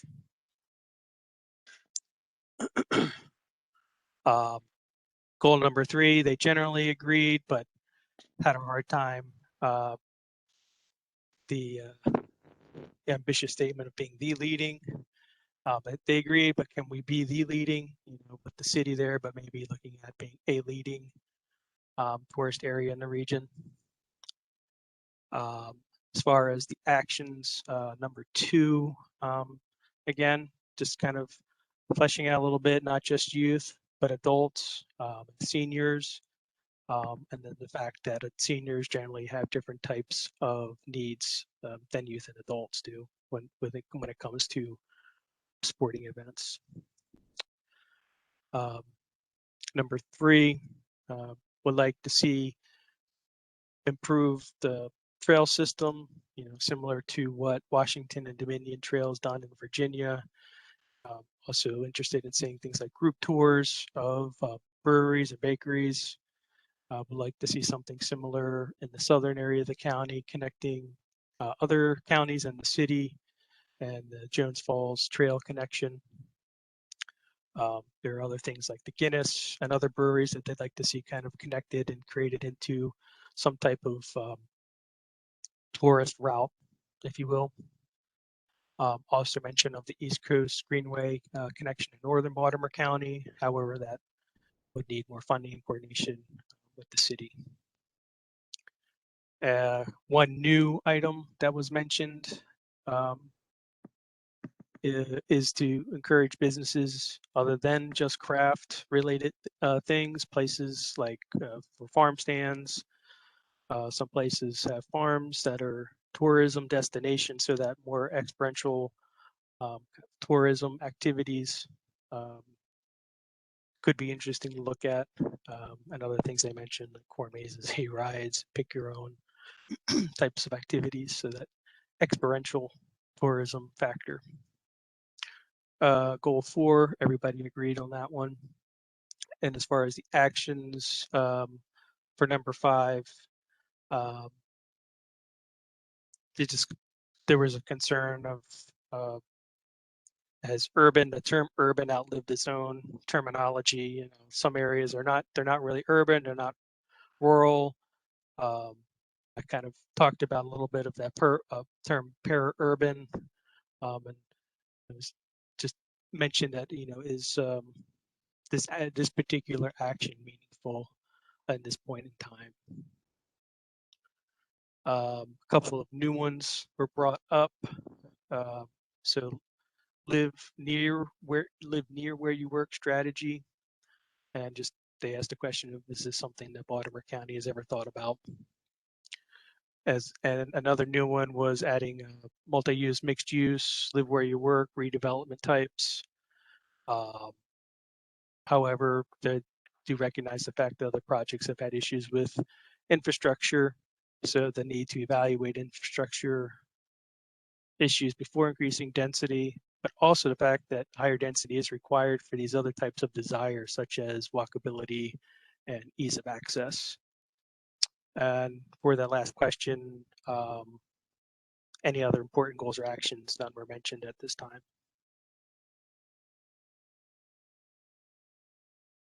Thank you, Bill. A lot of input. Thank you so much. Let's hear from Gane now. All right, thanks, Josephine. Let me share my screen. Okay. So we had a great discussion. Thanks to everybody who joined in the discussion. So my group, they were generally in support, for all the goals and for all the actions. There were some comments in some of these actions. Goal number 1, utilize land use policies and innovative strategies to support redevelopment and reinvestment in commercial corridors and age industrial site. So they support this goal. Action number 1, some of the comments, they said that there should be some type of protection from the big chains, the ones that are taking the small businesses. And then they said that instead of, from central down, the county should be holistic and work from the ground up. And then they also say that we should work with existing community and business associations to protect the fabric of what's already existing. Goal number 2, they agreed. Goal number 3, there was some comment. So for the, to keep those zonings intact, to allow major employment where infrastructure and good access exists. They said not only for those major employment, but it should also be everywhere where infrastructure and good access exists. And then they also say that we should limit upzoning of lands and greenfields in order to put more demand on redevelopment along legacy commercial corridors. And there were also some talk to have the zoning be concurrent with the master plan for better decision making. Action number 4, establish initiatives and zoning regulations to attract and support new green and sustainable industries. They agree, and they said that we should also encourage and incentivize development of solar panels on industrial roof. There were an example of Europe where all the flat roofs actually have solar panels, and we should try to do the same thing for the county. Number 5, they agree to this action. Number 6, this is about the to support the redevelopment of declining or vacant commercials. So they said that we should create TMDP guidelines to just make sure that new development and redevelopment are kept to a high standard, and also make sure that large-scale shopping centers redevelopment be compatible with the community, with street interconnections, and just to make sure that the design have a more urban feel to it. Number 7, they agreed to this action. Number 8, they agreed. Number 9, there was some, they agreed, but they added some comments. They said, instead of just reviewing the existing tax incentive programs, we should also explore additional tax incentive that the county is not taking advantage of now, and also provide tax incentive to development development that have green energy sources. For additional action for under this goal, there was an example of progressive redevelopment program, which is a program that is actually being used by New Jersey and other many jurisdictions. They thought that this is a great idea and Baltimore County should explore it. Goal number 2, they supported this one, which is create equitable workforce development strategies that anticipate and prepare workers for economic needs and changes. Action number 1, they agreed, and they added that we should also focus on internship programs for the kids in local universities, in trade organizations, unions, and associated builders and contractors. And also they said that we should have like a vertical workforce development plan, whereas, once you have you have either taken classes or you have that experience, you can actually transfer that from from A to B without having to repeat classes. Action number 2, they agreed to this one, no comment. Action number 3, they brought back again that example of vertical development, and they said that in New York is, for example, an example where we need to identify a need and develop a program just to fulfill that need. Number 4, they agreed. Some of the comments to have a better marketing for skill trades for young people in terms of economic barriers, and also in terms of the minority groups, that we should widen that by adding people with low income. Number 5, they agreed, no comment. Number 6, they agreed, and then they said that we need to add some type of partnership in the action to develop a quality workforce, and also that we should have some type of programs for folks that are beyond entry level, like for example the mid carriers, because usually that's what you see once you are in mid carriers and you try to improve your your experience. All you see is entry level programs. Some additional actions under this goal. They said that we need to focus on creating more opportunity for trade school programs within the county, for example, satellite programs or dedicated facilities for trade schools. We should have more professional levels and not just introductory settings. And also we should try to find ways to attract business headquarters in the county, higher end economic activities for tax purposes. Goal number 3, grow and promote the county's tourist attractions to make it the leading tourist area in the region. They support that goal. Action number 1, they agreed and said that we need some type of, need conventions or conference centers in the county, especially in Southwest area, the areas around Security Square Mall, and also in the east part of the county to attract economic activity. Action number 2, they said that some of the swim club are not being used anymore, and the county should find a way to purchase them for youth activities. And one of the examples given was Crosby Crossing. Number 3, they agreed, no comment. Number 4, so they asked about the equine legacy area, wanted to know if this would actually prevent properties to subdivide in the future. So that was their only concern. Number 5, they agreed some of the comments that was listed here. They said that need organization to let people know what's available. One example, one of the participants said that they didn't even know that there are beaches available in the county, and also have some type of city-county partner to dredge the Patapsco River from Lansdowne to Westport, and also that the master plan should have a dedicated section for Baltimore County waterfront to just, overall to stress the economic benefit. And then also widespread when it comes to water, just, have that push to have access to water. Number 6, they agreed, no comment. Some additional actions under this goal. They would like to see, some type of buffer zones between high commercial zones and legacy residential, just to make it more sustainable.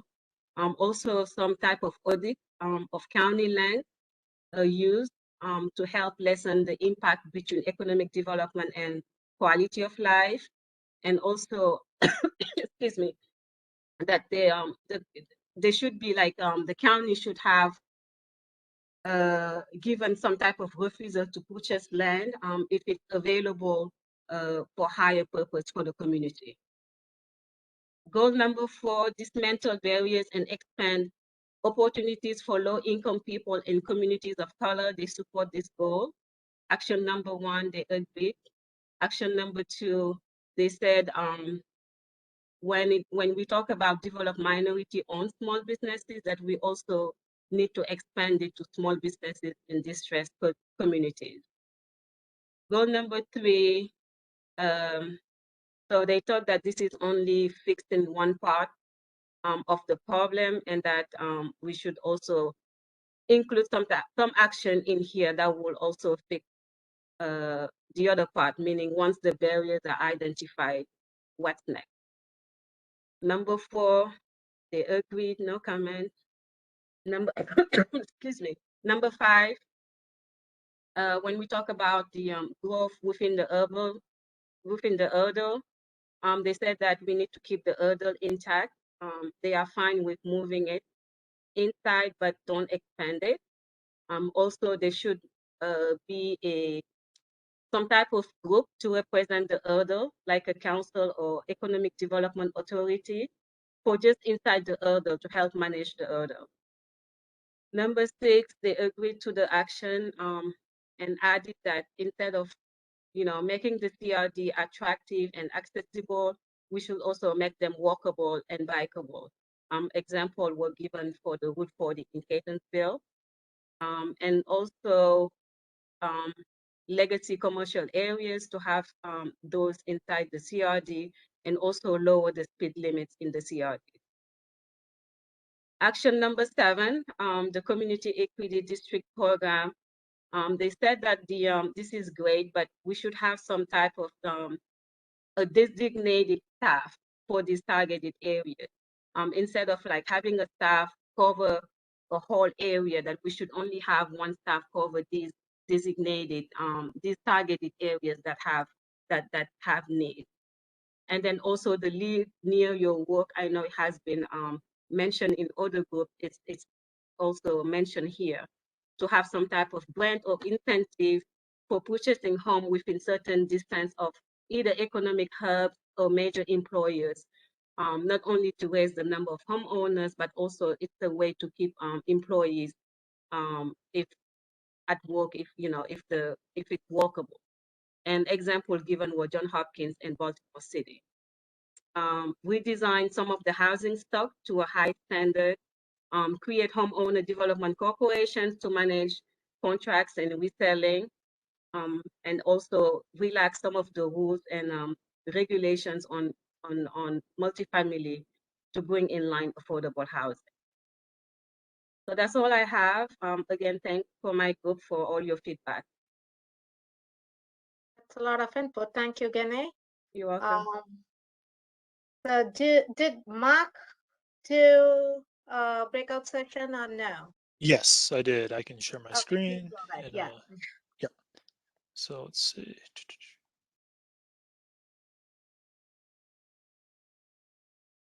All right. So first of all the other groups, good job. I think that's a lot of great feedback so far. And also thank you to my group for your thoughtful participation. So to start off, for goal number 1, everyone generally agrees with the goal, but understanding that there's a lot of corridors, so we shouldn't treat all of them the same. There should be some kind of hierarchy and tailored approaches to each one. We should also be more measured and specific with our goals so that we can really track the progress over time. And they thought that utilizing existing land use policies is beneficial from an efficiency standpoint, to not reinvent the wheel, but also keeping in mind to update land use policies based on the current economics and markets. And also keeping in mind mixed use walkability is kind of what we're looking for in a lot of these commercial areas. So for the first action under the first goal, forming neighborhood areas with focused areas with unique markets and strategies applied to each of those neighborhood areas. Also incorporating a more modern economic model to keep in mind e-commerce and how that's changing the landscape of brick and mortar. So instead of big retail stores, focus on more destination type places that people want to spend time, and there's many reasons to be there. And number two, to focus infrastructure around those goals. So creating those mixed use centers, and also to find innovative funding strategies, because ultimately to change utility lines, change infrastructure, it requires a lot of funding. So to really execute these goals, we're going to have to be thoughtful and innovative with our funding approaches. Agreement through number 3, 4, 5. Then when it comes to number 6, again, mixed use, but also incorporating flexible spaces for shared co-working, retail, live and work environments, and pop-up shops. Number 7, keeping up with current and future markets, focusing on redevelopment of existing areas and less so in greenfield developments. Also keeping long-term thinking with our current and new development so that we're not in 10 years trying to revitalize the development that's happening currently right now. So keeping sustainable thinking for future generations to make sure our current development won't have long-term implications. And then bringing in synergy of uses. They mentioned senior housing as a mechanism or other types of uses within commercial areas to build more demand for those areas. A need for community buy-in and collaboration is essential and something that came up throughout our conversation. It should start at the very beginning of the process and build out from there. And there's a short-term solution for tax incentives, can be seen as kind of a band-aid, but is not really a long-term solution. So maybe it belongs in our strategies, but we shouldn't rely on it. All right, moving on to number 2 for equitable workforce training and strategies. Overall, they agree, but leveraging existing resources should be a priority. There's a lot of statewide resources. Baltimore Metropolitan Council has a study available, so leveraging existing assets. Build in mechanisms to keep up to date with the current markets. This shouldn't just be a finite kind of end goal, but something that we build into our everyday process that we keep up with the times. For the actions, generally we have support for number 2. This is a must and something we focused on a lot. Trade schools are seen as not just a need, but a way to solve a lot of the problems that we're facing.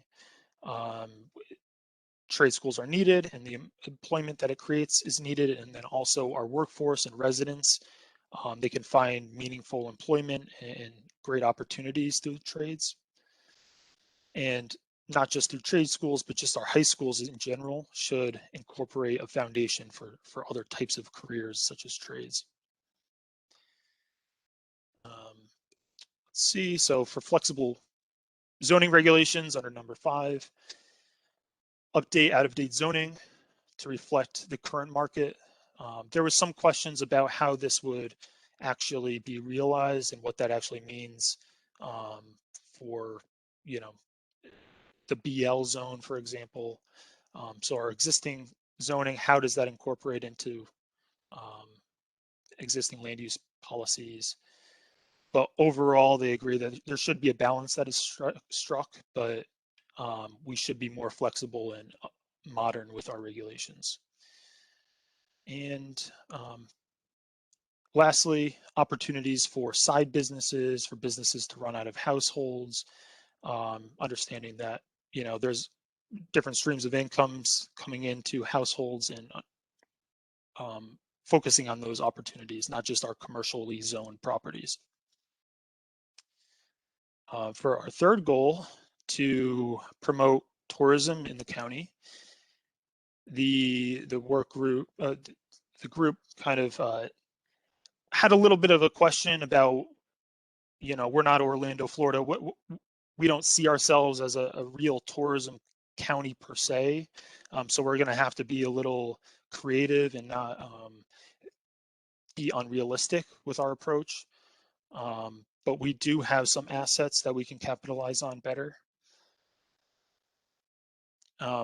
So number one, they agree. Number two, they agree that nationwide and regional conferences is a positive, but how is that going to be implemented within the existing fabric of communities? Concerns about infrastructure, traffic that it would generate, our existing capacity to hold some of these events. So that should be something that we should work with the communities to identify, you know, where we would like to go with that. Let's see, for number 4, for equestrian type industries, they don't see too much opportunity there, but you know, it's something that we shouldn't put all of our eggs in one basket, and we shouldn't focus too much time and energy and resources on something that ultimately won't bring enough return. Number 5, they do agree that the county does have great resources and for waterfront recreation and tourism. So that's something that should be focused on in the tourism industry. And then lastly, absolutely, arts and entertainment and cultural activities is definitely a positive, and supporting continuing upgrades and making sure that changing cultures are kept in mind, that we're staying relevant in that realm. All right, moving on to number 4, to dismantle barriers and expand opportunities for low-income people and communities of color. This, they agree, it's a constant and ongoing effort. We should strive to improve every day, and focusing on existing opportunities, education and trades is an opportunity that they see to advance this goal. For the first action, focusing on helping small businesses and building wealth and securing well-paying jobs. They believe that there's a lot of opportunities out there that are existing, current vacancies, jobs. So just better ways of connecting these communities with those opportunities that already exist. Universities and existing anchor institutions should be, you know, focused on even further, even though that's already incorporated into a lot of county programs, but we should continue to partner with universities. Some questions came up about how our zoning policies create barriers, but shouldn't just identify the barriers, but we need to rectify them and keep in mind the rest of the goals that we're trying to achieve throughout the master plan. For the 4th goal, holding a 5-year follow-up for the master plan to see how we're progressing. And the biggest thing really is accountability, to measure how community input is being incorporated, how we're advancing our goals, and kind of a midway point between the 10 years to evaluate further and see how it's working and what needs to be addressed. And then from there, we can focus on CZMP and so on. Also, the PUD process, how we can better create more accountability, more community input within the process and integrated within the process. So that's a really important point that they wanted to make. Let's see, we had some support for 5 and 6, and then the last initiative under the 4th goal, some questions came up about how this would really work. What does this truly mean? How would it be implemented? So the biggest concern was we don't want to overlap with our existing organizations within our communities. We want to better integrate within the community fabric. And if a new organization should come in, it should complement our existing organizations. And there should just be a better ecosystem for collaboration and partnerships between certain organizations within a community. And that is all. Thanks. Thank you, Mark. Thanks for all the great input. I see it's 8:10 already. Let me quickly share my goals and actions and the input I heard from my group. Thanks to my group, I had a great group like you all. And for the goal 1, utilize land use policies and innovative strategies to support redevelopment and reinvestment in commercial corridors and industrial sites. Overall, they generally supported the goal. One of the participants also said it's a great goal. And for looking at the actions, for action number 1, they did mention a lot of pointers for this action. They touched upon the large wide roads which are not pedestrian friendly, to see like to see more traffic calming, and the bicycle parking in front of businesses. They love the Ellicott City vibe of Main Street, and they did talk about the town down buildings and the parking lots, and the old style main streets is great, which would be an asset to bring more revenue.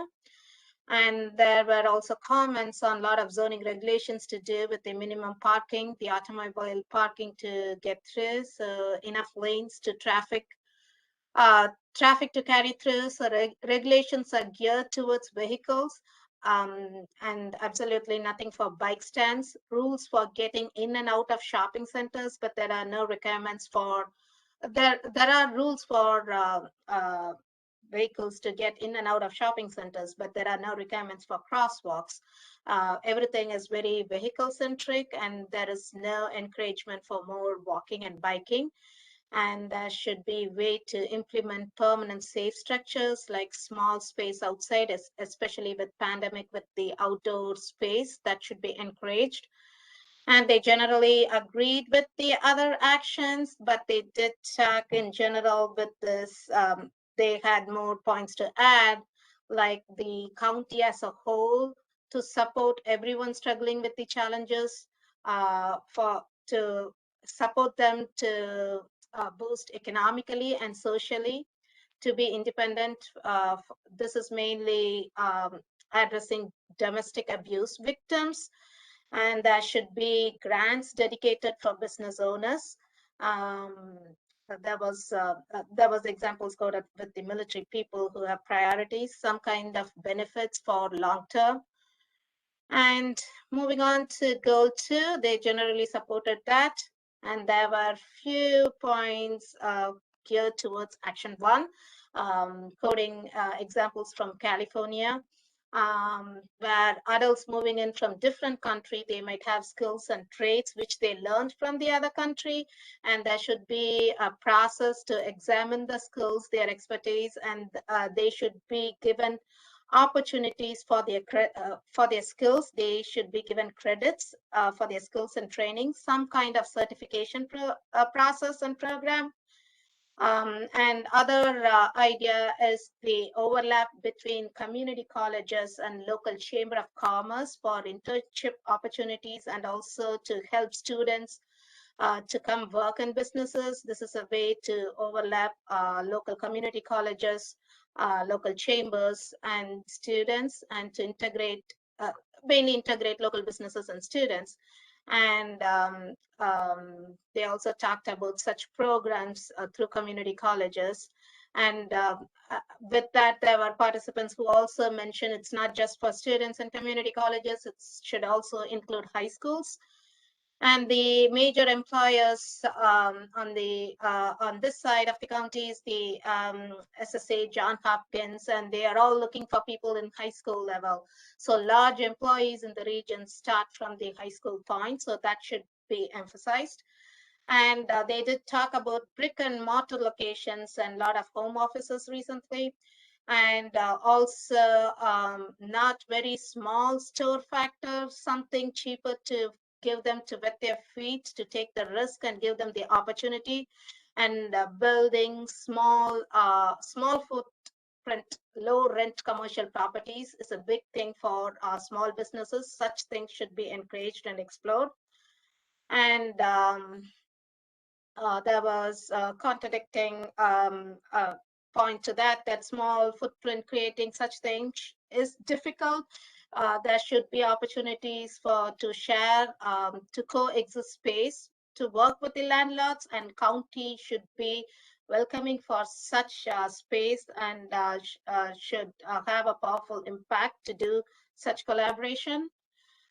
They generally agreed on the action 2, 3, 4, and there were some additional comments on action 5, where they talked about the recent trend, to rent a kitchen, which is rent the kitchen space, which is not in use, just to get orders out, like in Chuck E. Cheese has been doing that. And there is a small business owner from Cadensville who has a full food space. She also talked about this ghost kitchen concept to rent out the kitchen. So there should be some programs in the county to utilize these programs and features.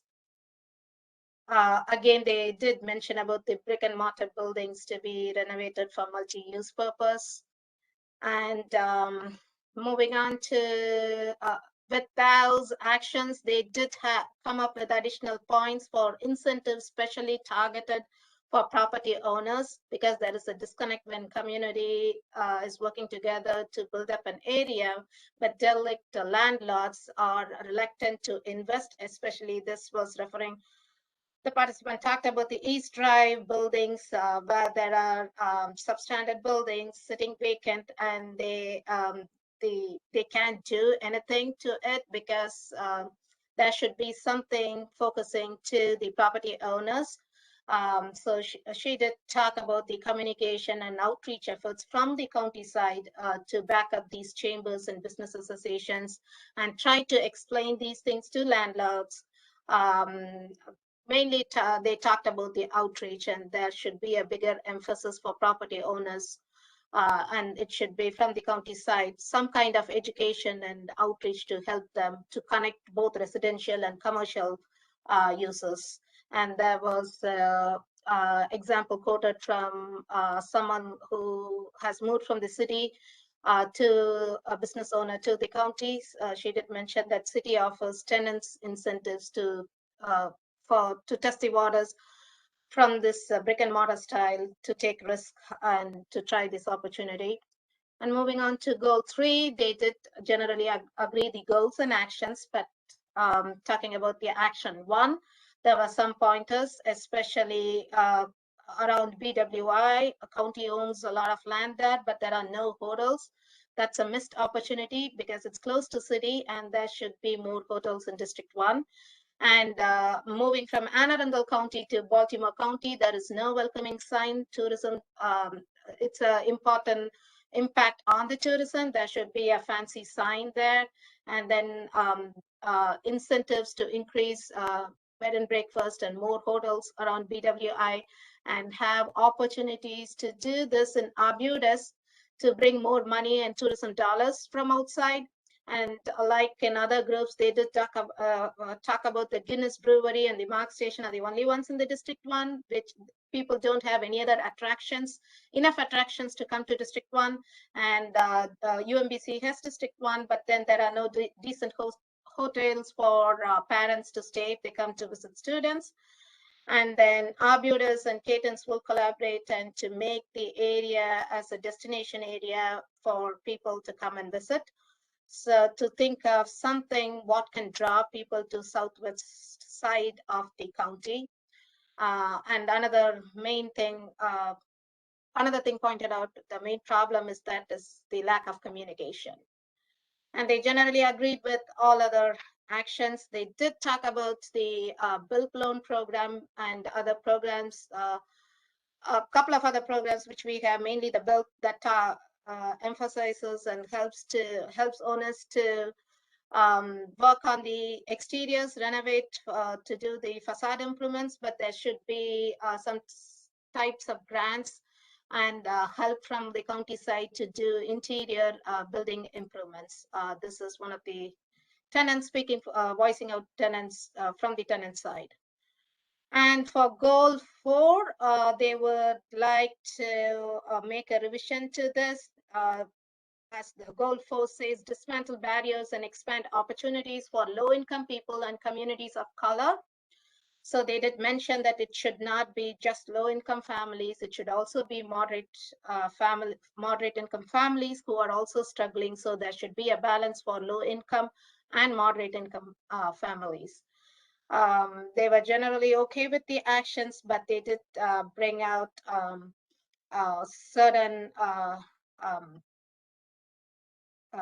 ideas that a lot of strategies for co-working space for small businesses can be applied here. And they did emphasize that there should be education to differentiate business and hobby and foster entrepreneurs, partner with state entities, and county should promote collaboration. County should take upper hand in doing promoting the collaboration and to provide opportunities to partnership with other state and federal agencies. And also there was emphasis on women being entrepreneurs. There's always a challenge for minority business owners and women, and there should be supportive ways to start their own small business and other challenges that are outdated policy the county might have. And also to benefit people with disabilities, information they need to help them with their challenges and businesses. These are all the feedback I got from my group. I would like to thank my group for all their input. At this time, I would also like to say that there is an online survey about the goals and actions for this resilient economy. If you didn't have enough time to give the input, please go take that survey. And if there is someone, if your friends didn't attend the meeting, take the survey. It's online for 1 week, I think until January the 26th. So at this time, I'll turn over to Amy to give closing remarks. Sure. So I thank everyone for hanging in there with us. We got a lot of input tonight, and we definitely appreciate it. As far as trying to work through these goals and actions ourselves. I did just want to mention that we do have 4 more meetings coming up. The second part of Livable Built Environments next Monday, Healthy Communities on Wednesday. The following week we have Interwoven Equity, and Harmony with Nature will be our last one, and that's on February 7th. Reminders about those meetings will come out through the email, so if you haven't signed up for the email from our website, be sure to do that. Next slide, thank you. So there's the URL for the website, baltimorecountymd.gov/masterplan2030. As Josephine noted, we do have a survey for resilient economy up, and it's up already. There is the full listing of the goals and actions that we showed here tonight. So if you want to go back and look at something and email us about it because you've had another thought, please feel free to do that. The meeting recording will be posted to the website as well from tonight. We'll also post the slide deck that we started with at the beginning. So if you want to go back and look at that, that will be posted online as well. And then real quickly before we leave, our director, Steve Lafferty, is here, and I think he had a few closing remarks to wrap up the evening. Well, thank you, Amy, and thank you everybody who is still with us now, almost 2.5 hours into the event this evening. And it just really speaks to not only the quality of the people who live in the county, but how much care and interest they have in what the future is really going to bring. I know a number of people have already signed off and want to thank them as well, although they won't hear this. But I really think the quality of the comments, the thoughtfulness tonight really does demonstrate why Baltimore County is such a strong county and why there's really a lot of hope as we move forward to continue assessing where we are and where we want to go. But I also want to thank the terrific planning department staff. The facilitation, the organization, the delivery really is because these folks have been working tirelessly really to create a master plan, helping to create a master plan that is going to really have a terrific impact on all of our lives. Lastly, really appreciate the suggestions, the ideas, and fortunately, some of the ideas that I heard at least are either already on the table to be delivered, in the works, or at least being considered. So, but at the same time, a lot of great new thinking that I heard tonight at least, and I know I'll hear and have shared from the staff. So once again, all of you who joined us tonight, thank you very, very much for all of your interest. And I hope you'll join us for the remaining 4 meetings. And if you have other ideas to share through the survey, as Amy and others have already said, we'd appreciate it. So thank you again. Amy?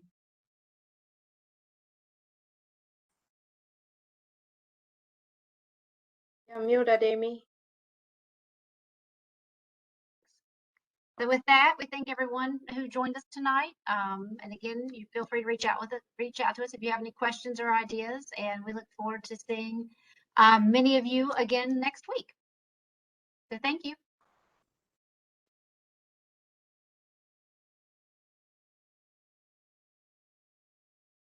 Good night, everybody. See you next week. All right. Bye. Bye. Thank you.